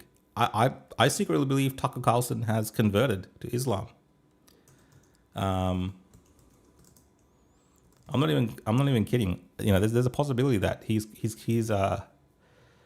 he has converted. But let's have a listen to Tucker Carlson. I've got 3 minutes of him talking about Sharia law, and this is thanks to my friend here, Nathan Livingston, Milk Bar TV, great guy. He makes great content. If you're on X, you should give him a follow. He spends a lot of time doing these videos that not many people do. Let's have a listen to Tucker Carlson on Sharia law. I don't know if we'll listen to the full 3 minutes. Maybe we will. Maybe you want to listen to the full 3 minutes, but let's play it. Sharia law is bad, Seth. I don't know if you've heard that. It's bad. It's worse than what's happening in New York and Detroit. It's just bad. I don't know why. It's just like years of brainwashing. I just like travel so much that I see it. There's not a single Western city that's thriving. And they're all degrading in exactly the same way. I'm not Muslim. I'm not for Sharia law. On the other hand, compared to what? Compared to Baltimore? Shut up. Because I travel outside the Western world, the white world. I'm just be honest, the white world. Right. I travel a lot in the Middle East. It's amazing. It's amazing. Whatever it's worth, a pretty fervent Christian, and I feel completely comfortable here in the seat of Islam. But you go to the Gulf, and it's incredible to be in a place that has pride in itself, that believes in its religion and culture, that thinks we're onto something. This is great. Look at what we're doing. We're really proud of this. Those people are happy. They're welcoming of others. They're tolerant of diversity, where they're into things that I'm not into, like, I don't know, polygamy or Islam. And I can sort of look at it and be like, no one's forcing this on me. I'm not mad at you for being a polygamist. He's like, you know what Islam means? Submission. I don't think I'm against that, actually. Anyone who submits to God, I'm just for that. If you have a society in which people bow down before God 5 times a day, I'm not against that. I should bow down before God 5 times a day. And I wish I lived around people who bowed down before God 5 times a day. The Emirates or Qatar or Saudi Arabia, and you see that when people are self-confident, when they're really pleased with what they're doing and they believe that their system is the right system, that self-confidence. All right, guys, we're 1 minute 50 into it. Do you want me to play the rest of this as well? Yeah, you got to listen to 1 more minute of Tucker Carlson going through his. Someone in the comments said his enlightenment. Do you want to listen to 1 more minute of it? Let's have a listen to 1 more minute. Results in a kind of welcoming attitude. So you'll be sitting at dinner in Riyadh, Saudi Arabia, and you'll say, I'm really kind of pro-Jesus. They're Muslims. They're Muslims. It's a country governed by Sharia law. Right. And they're like, that's great. People are tolerant and open-minded and happy. But you should know, Seth, that the real danger is Sharia law. Sharia law, and you can tell when you go to a place like Abu Dhabi or Riyadh, oh man, I hope we don't ever wind up with a society like this with a rape rate of 0, where you leave your keys in your Lamborghini and don't ever worry about it being stolen. And if people want to get wasted, they do it at home. All right, I can't do it, guys. I'm so sorry. I can't do it. But it hasn't satisfied the person that asked the question, Martina. He says, I didn't hear it, lying Rukshan, taking things out of context. What do the rest of you think? Having listened to that, we listened to about 2 minutes. Yes, it's from different parts of different conversations that he's had. Do you really think that it's being taken out of context? This is a guy simping for Sharia law. He loves it. He's like, why aren't our Western societies this great? Sharia law is making these societies so great. I mean, he yaps on about it. Again, I'm not judging these countries or those cultures for having that in their country, but he's making direct comparisons with the West. And that is a complaint against Tucker Carlson. And you're saying that, he's never made the case for it. Literally, almost on every episode now, what he does is he makes a case for Sharia law. That's why there's so many videos from this. So I don't know what you're listening to. I don't know what you're hearing. I think he might have converted, guys. I think, Tucker Carlson, while he was in Qatar, might have converted. And again, that's okay. No problem if that's what he's wanted to do. There is clearly something going on with this bloke and what he's up to.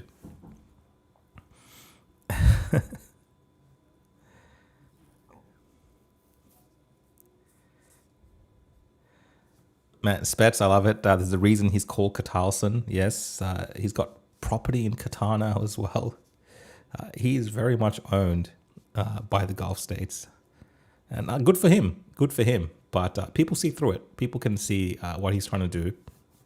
And like I said, our countries, the Western nations, the Americas, Canada's, Australia, New Zealand, most of Europe are Christian nations and have a long history of Christian traditions that, have gone through many different challenges over, thousands, if not hundreds of years. And we are where we are today because of that shared challenge and that rooting, that grounding in Christianity. And as the demographics change, yes, there's people with different views and different customs that want to impose those views on the West. You see that in the UK all the time. They want Sharia courts, and they want certain rules changed in public, like in terms of people aren't dressed decently. We got to cover up more and things like this, right? And it's like, yeah, you can do that. There's plenty of countries in the Middle East, right, and in parts of Asia where this is the norm. Go there, you can do it there. There's nothing wrong with it. Like, you can go there and do it. Like, there's nothing wrong with Tucker Carlson saying that, yeah, it's great in Qatar. Go there, Tucker, go live in Qatar and just stay there. But it's very different when you start saying, hey, you know what? Those places are better than the West. We should introduce that here. Knowing the truth and knowing the problems and knowing how opposed that particular, set of rules, let's say, like Sharia law is the antithesis. Like, it's completely contradictory to our Western liberal ideas. Like, it's just completely contrary to that, especially for women. Like, it's insane that there's these men in America now, so-called Christians like Tucker Carlson, going around and promoting this stuff. It's just crazy. That's my thoughts.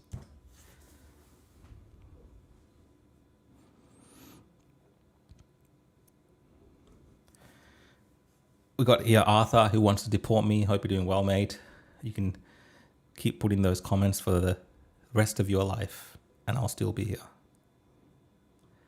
But thank you for helping the algorithm and being a part of tonight's show. I appreciate it. So Anthony Albanese, our Prime Minister, has been very busy. He's been on I'm sorry I'm laughing a lot today.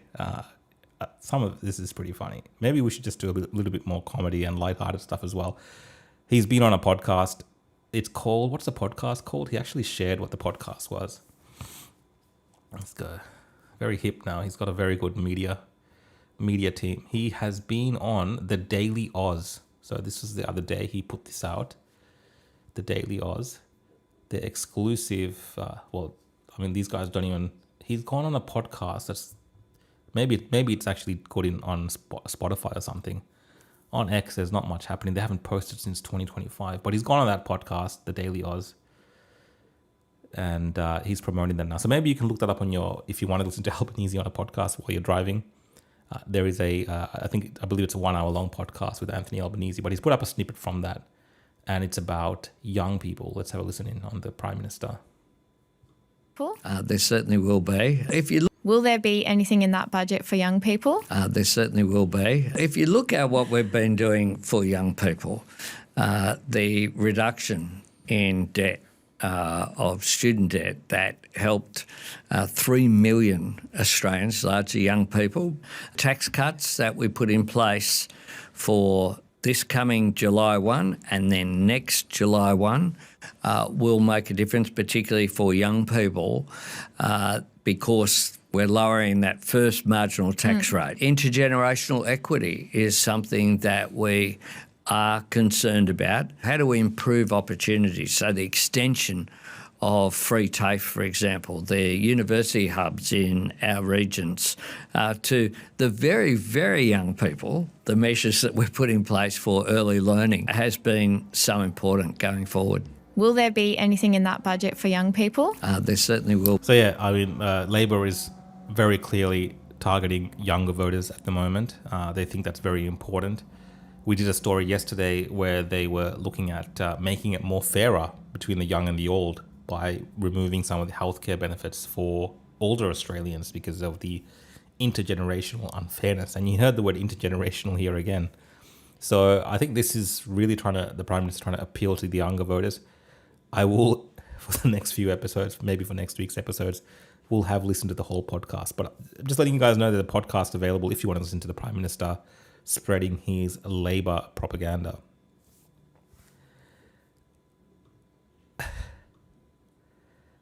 I did have another Tucker video. Should we play another Tucker video? I had another Tucker video. And this is from a comedian. This guy's so funny. I think we should watch it. This is Tucker. Tucker recently had a podcast with Buckley Carlson. Not his son. His son's also, I think, Buckley Carlson, but this is his brother. And this is actually a skit, but they had a podcast with Buckley Carlson and Tucker Carlson. And he was just pretty much, having a whinge fest about Donald J. Trump, President Trump, and regretting the fact that he helped President Trump get elected in 2024 and so forth. And if you've watched that episode, this will be probably more relevant to you. But this comedian, he's great. I forget his name exactly, but you can probably find him online if you type in Tucker Carlson parody. And he mimics Tucker Carlson. So we'll watch that for 1:35, and then we'll probably spend the next 15 minutes after that just having a chat. You can put in your comments. I'll read the super chats out as well. Someone was asking about that. And then we'll wrap up the show around 11, guys. So about 20 minutes from now. Okay, let's play this video. And so, I certainly campaigned for the president. I supported him. I really did. And I'm implicated in this for sure. I am. And I regret it. Totally regret it. Well, what would you say is your main issue now with President Trump? Well, because Donald Trump and Bibi, by the way, have just constantly focused on Israel. They've just obsessed day in and day out. The president has made his entire message, his entire narrative is about Israel, Israel, Israel, and just obsessed with the issues of a foreign nation. And that's shameful. It's disgusting. And they just made every single effort to divide the base and confuse the base and break up the coalition of MAGA and weaken conservatives in this country. They've done everything they can to mislead people about the history of this country, which is my country. And I just hate it. I hate it. I really do. I hate it. I'm sorry. I hate it. And oh no, what happened to the audio? What happened to the audio? The audio got killed. The computer got fried by Tucker. What's going on? Let me see if I can get it working.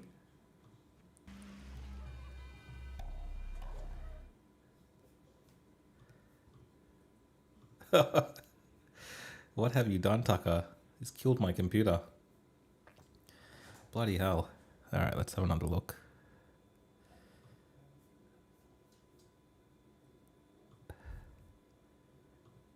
Maybe one of Tucker Carlson's demons came into my computer. Is it working now? Yeah. Maybe the demons are in the computer. The audio is not coming through. Let's have a look quickly. Yeah, the demon just shut down my computer.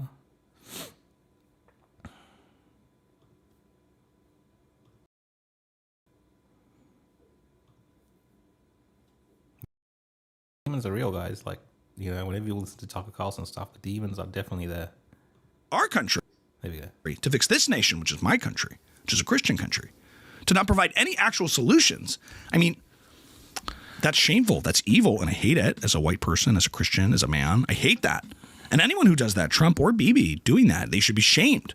They should be condemned because it's shameful and it's evil. And I hate it. You're kind of describing yourself. I know. I hate myself. Oh, all right. I do. I really do. I hate myself. Totally hate myself. And by the way, nothing against Bibi. And I love our president. But I hate myself. Yeah, we all hated you. The whole family. I do. Yeah, that's pretty much what this is what an actual Tucker Carlson podcast is like. So, guys, if you want, I'll try to find his name. I'll see if it's here.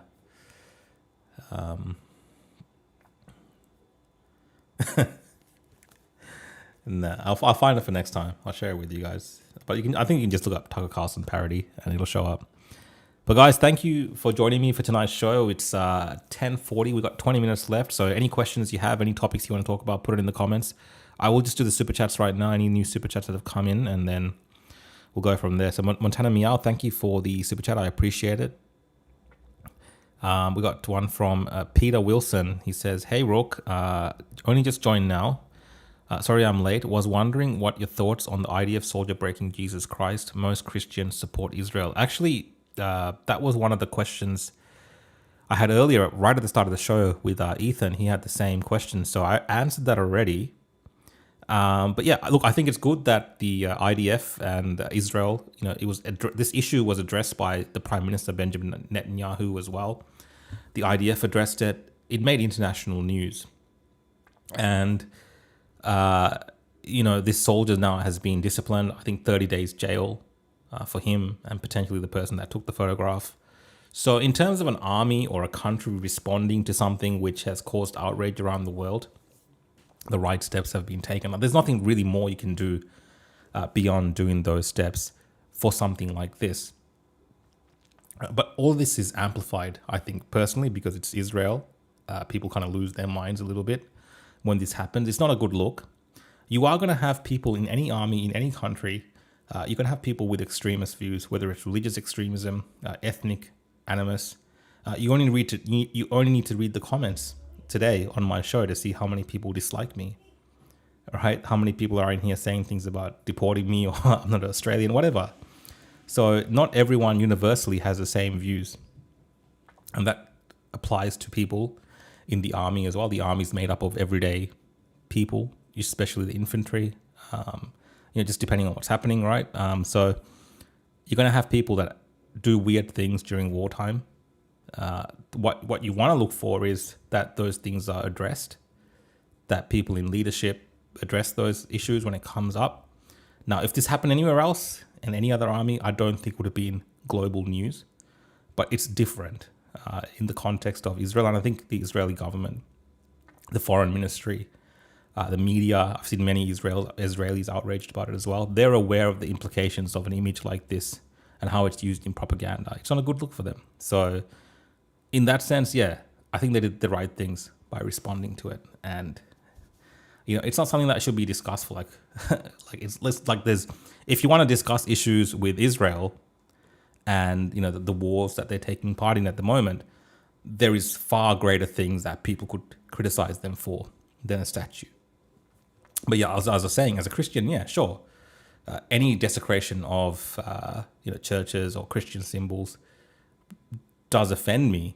But, the first doctrine of most Christians is seeing past these kind of transgressions, usually forgiveness, showing grace, and then hoping that people learn from the things that they're doing, like the evil things that they're doing, and see a better way. So that's typically like how I view it. Like if you want to talk about what I think is more important, is it a Christian statue of Jesus being desecrated, or is it 200 Nigerian Christians being slaughtered by ISIS terrorists? I would say it's the Nigerian Christians being slaughtered by ISIS terrorists. And I think that's the problem we have in our world, because people get so much media coverage for this statue, for this image, because it's like Israel doing it or something, and they have certain views of Jews, and there's not as that much coverage of the Nigerian Christians who are begging for international help. Right? There's not much condemnation of that. There's a blind eye that's turned to the slaughter that's happening in many of these African countries of Christians. So that's I think there's a problem there. There's some sort of issue there. And yeah, someone did say it's been replaced. It has been replaced.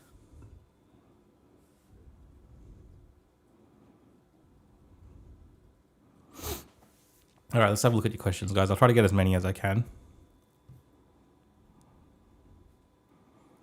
Leonie, thanks for joining in. You said, I recall watching the interview where Tucker describes getting attacked in his sleep and awaking to find scratches on his back. Yeah, Tucker has very famously done an interview where he talks about being attacked by demons.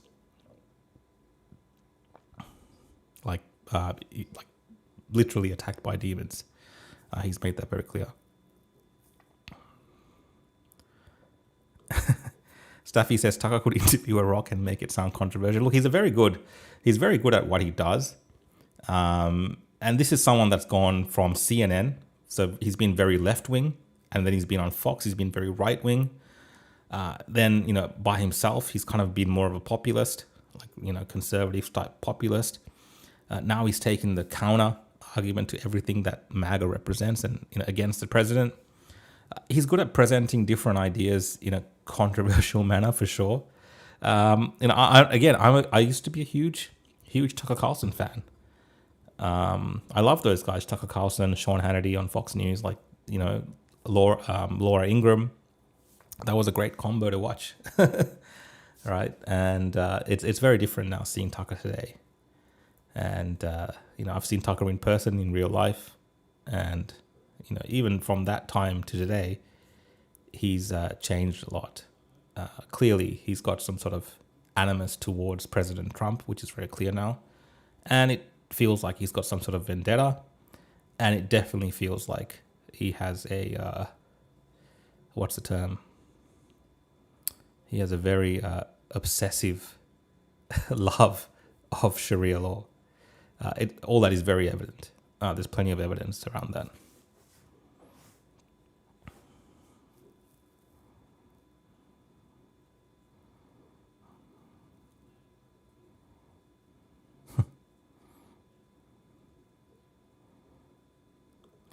Dan France, I've asked this earlier today, man. I'm Christian. I've born a Catholic. I've been Catholic most of my life, which is a form of Christianity in a way. It is. I know people get into arguments about it, but it's all kind of Christianity. But I was born a Catholic, and now I'm what's the term? Pentecostal.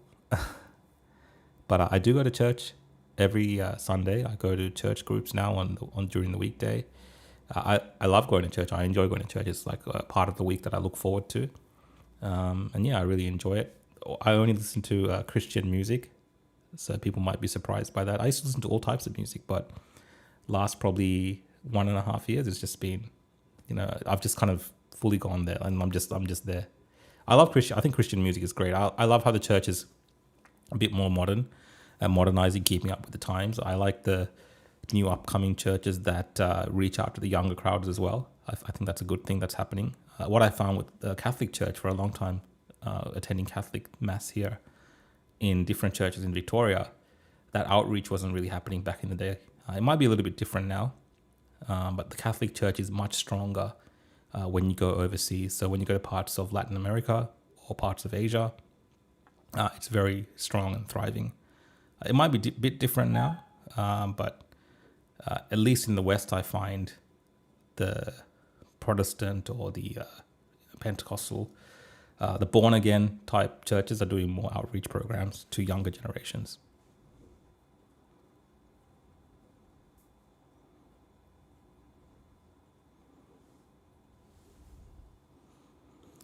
This is on the fighter jets, J-36 and J-50. The definition of 6th gen and stealth is extremely loose. I'm not too versed in this. I haven't seen it. I did see Japan was now making fighter jets, or they're exporting out of the country. I will look this up, Spets. Thanks for that comment.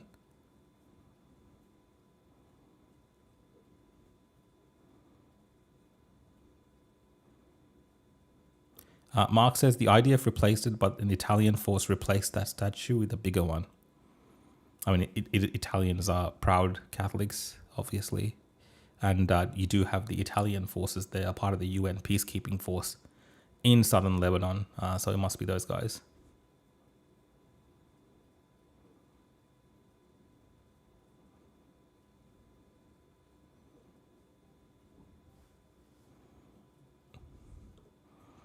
Tucker is a sook. Amanda Troll says, your numbers are dropping, Rook Spin.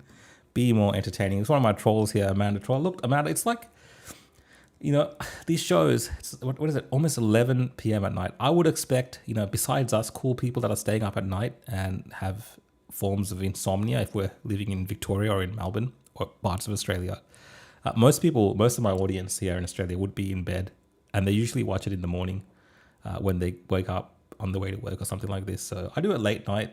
I like the late night show. It's a bit more chilled out. It's whoever wants to tune in, Amanda. I'm not stressed about the numbers. This is just a new thing that I'm doing, right? We're growing the numbers. So Amanda Troller, please join in for more shows. Do your trolling and help spread the news that Rukshan is live at night, right? And doing a show.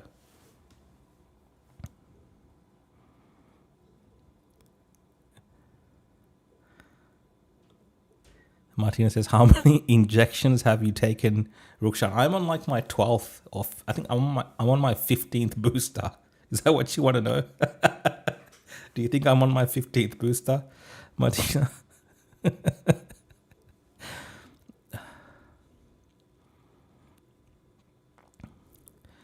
Paul Murray says, when the crosses on the graves of Aussie diggers in Benghazi, during the Libyan war, I was offended for the desecration of the sacrifices made rather than the concrete crosses. Yeah, of course, definitely. Those type of events would cause offense. Look, again, like, it's a tough one. Like, I think Christians just view these things a little bit differently. Like, you know, we won't start a holy war over a statue per se, if that makes sense. Or, you know, if someone draws an image of Jesus in a you know, undignified manner, we're not going to go to that establishment and you know, stab people and shoot them.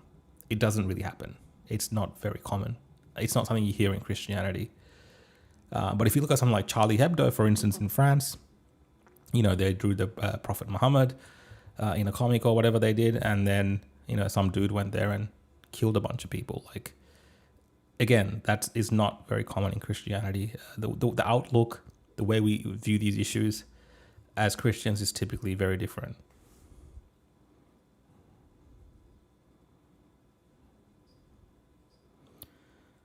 Yeah, I mean, that's true. It was always a Catholic church in the West until the Reformation.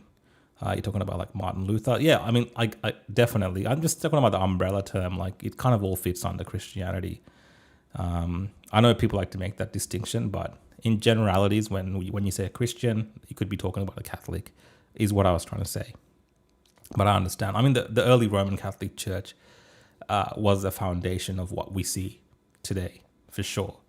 If it wasn't for the Roman Catholic Church, the spread of Christianity would not be the same thing. And it's really the Catholic Church that, you know, through the Spanish and very questionable maybe why they did this, and the Portuguese, you know, spread Catholicism to all parts of the world. And that's why, you know, my surname's Fernando. It's my Portuguese heritage, and also, like I was saying earlier in the show, that is why my ancestral, you know, lineage has been Catholic for at least a few hundred years, since the 1500s. Very long time. So, you know, like my grandparents and a lot of my family relatives, they're very strict Catholics, like very strict Catholics, like church all the time, a part of church groups. I will have, you know, great uncles or great, you know, people like in that, in different extensions of my family who are in the clergy or in priesthood of some sort. It's very much like that because that's just the history, right? And again, if it wasn't for the Catholics during that formative years of the spread of Christianity, you know, they did a lot of that work, spreading it out.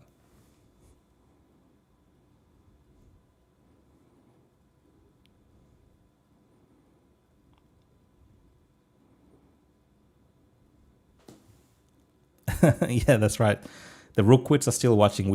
Collectively, we are called Rookwits. Okay? I've often wondered this, MCM. Imagine if the trolls actually use their efforts on something useful. I don't understand the people, like, I don't mind it at all, but the people that watch a show like me that clearly they don't like me, but they watch it to troll. And I get it. Like, some people would probably get annoyed by it, but I like the trolls. I find the trolls entertaining. I think it's funny. You know, I think it's a bit of comedy. I don't know. But like they spend their time, they're obviously hating on me, but they watch the show. Guys, you guys are my super fans. To watch something that you don't like and participate in it, that is the ultimate. I probably would never do that for things I don't like.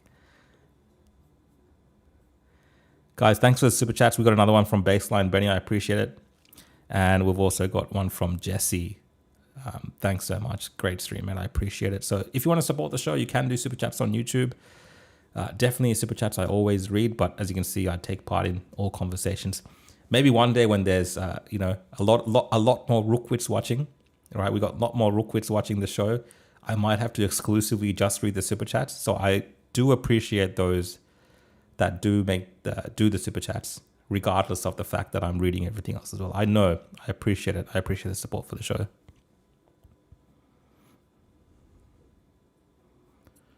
Yeah, it's a good point. Atheists exist. They are the majority.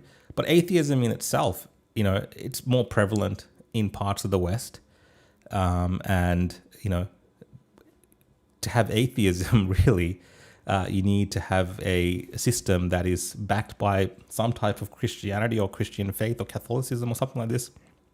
Because those religions typically in the modern context allow atheism to exist. There are many countries where, if you're not that particular religion, well, you're apostate or you're an infidel or you got to pay some tax. So atheism itself is a byproduct of Christian, the peace, right? The peace that Christianity brings to countries where people can have different faiths or different religious practices, the freedom of religion, the freedom not to have a religion. Again, you're finding that more in countries rooted in the Judeo-Christian history as their cornerstone of where those concepts develop from. Something to think about.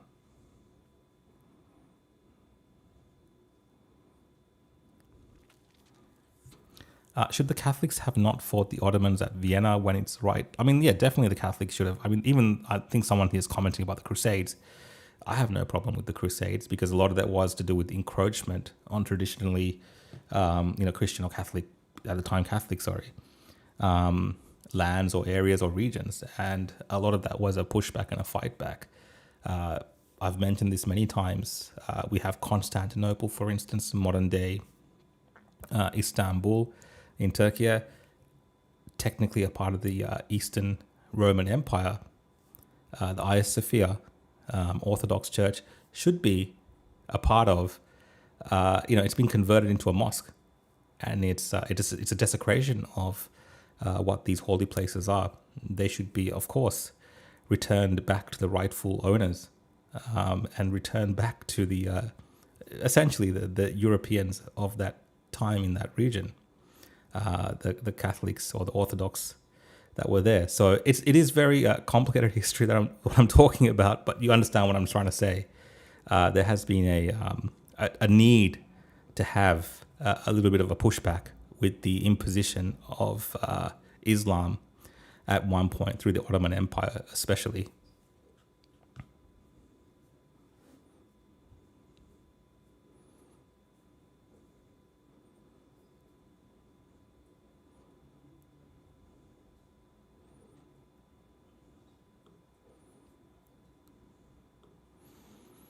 Jesse says, happened a while back. Yeah, I know this happened a while back, but thoughts on the IDF bulldozing the Australian graves in Gaza?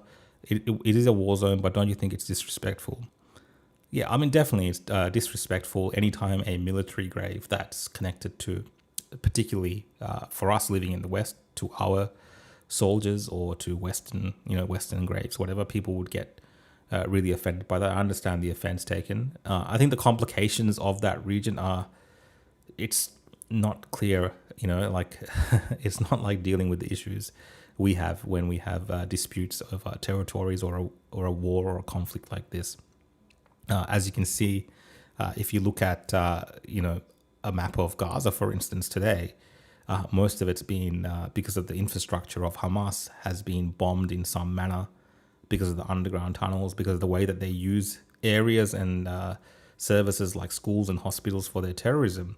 It creates complexities that otherwise would not normally exist in a war zone. So you end up in situations where all types of infrastructure is damaged, all types of disputes take place, and there is, unfortunately, in that, usually a lot of civilian casualties that happen as a result of war, but also the desecration of multiple types of, religious sites or sites of reverence.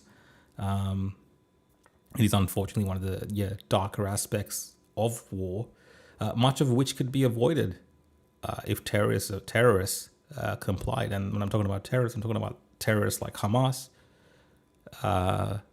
Recently we saw them take a whole heap of hostages and keep them for like 2 years.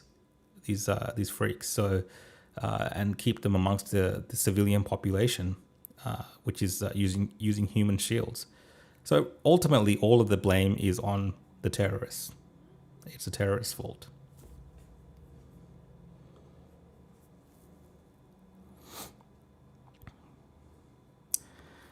We got one of the ethno-nationalist types joined up here. Cringe bioweapon.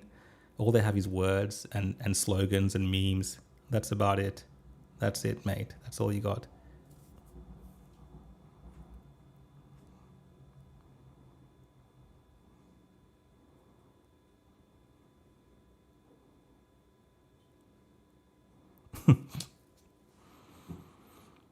Vic Power, thanks for watching. Enjoyed your show. Keep up the good work. And thanks, Rukshan. Thank you for the emojis as well. We can't see them on the stream.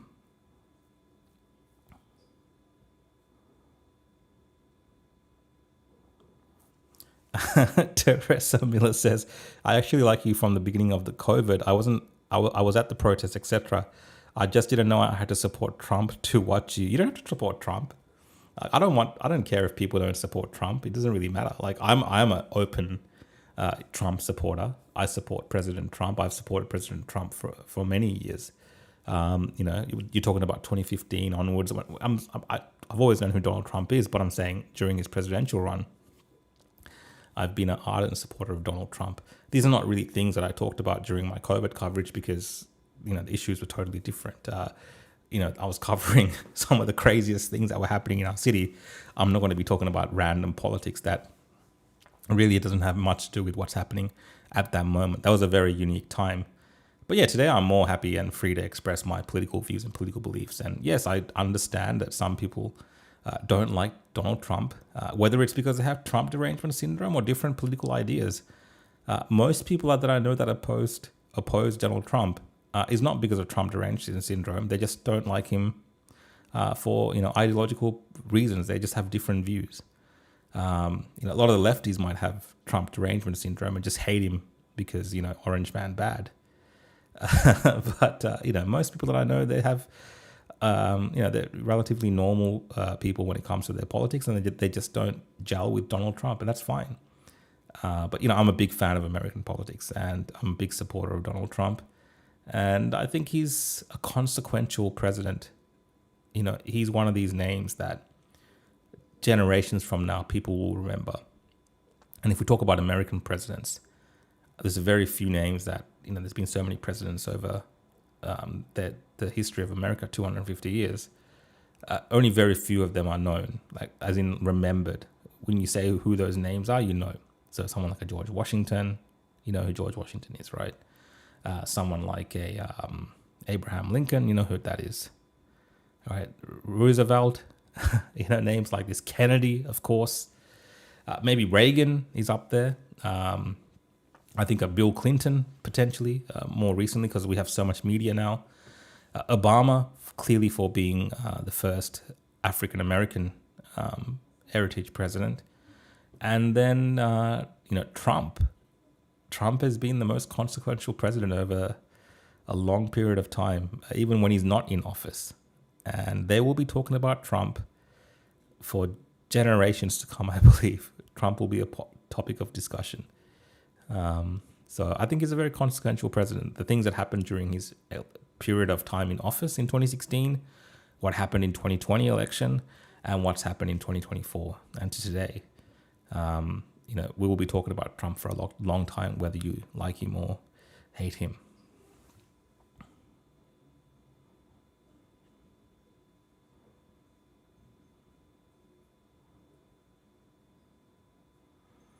Jane Marie has joined in saying, shh, you talk RV crap. I have very different views to RV, to be completely honest. I don't agree with him on many topics.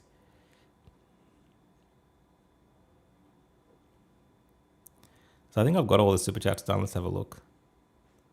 Yeah. All right, guys, a few more comments. I'm going to finish up the show, all right? We've gone a bit over time, but there's so many comments to get through as well.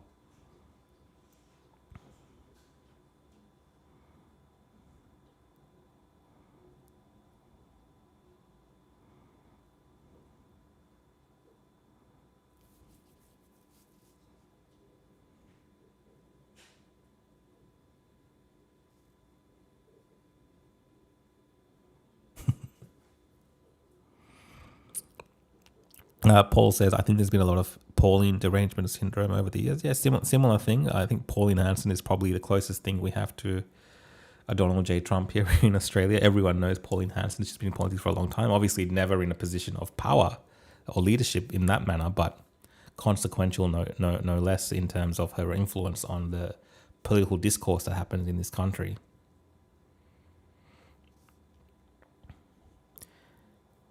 We got here D.V. Nguyen, maybe. I'm Vietnamese Australian and I support President Trump. God bless President Trump. I echo your sentiments, mate.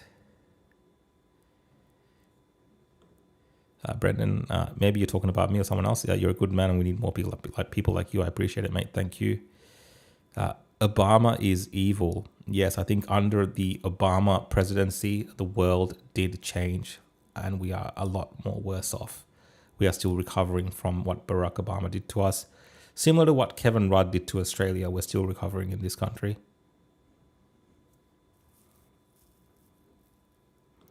Dean, thanks for joining me for most. I think you've been on the show most of the night, so I appreciate it.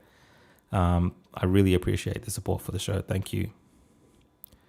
Good night, guys. Good night, Montana Meow. Thank you for joining in. Pauline is the GOAT. MCM, thank you. Baseline Benny, good night. Good night, everyone. Thanks for joining in.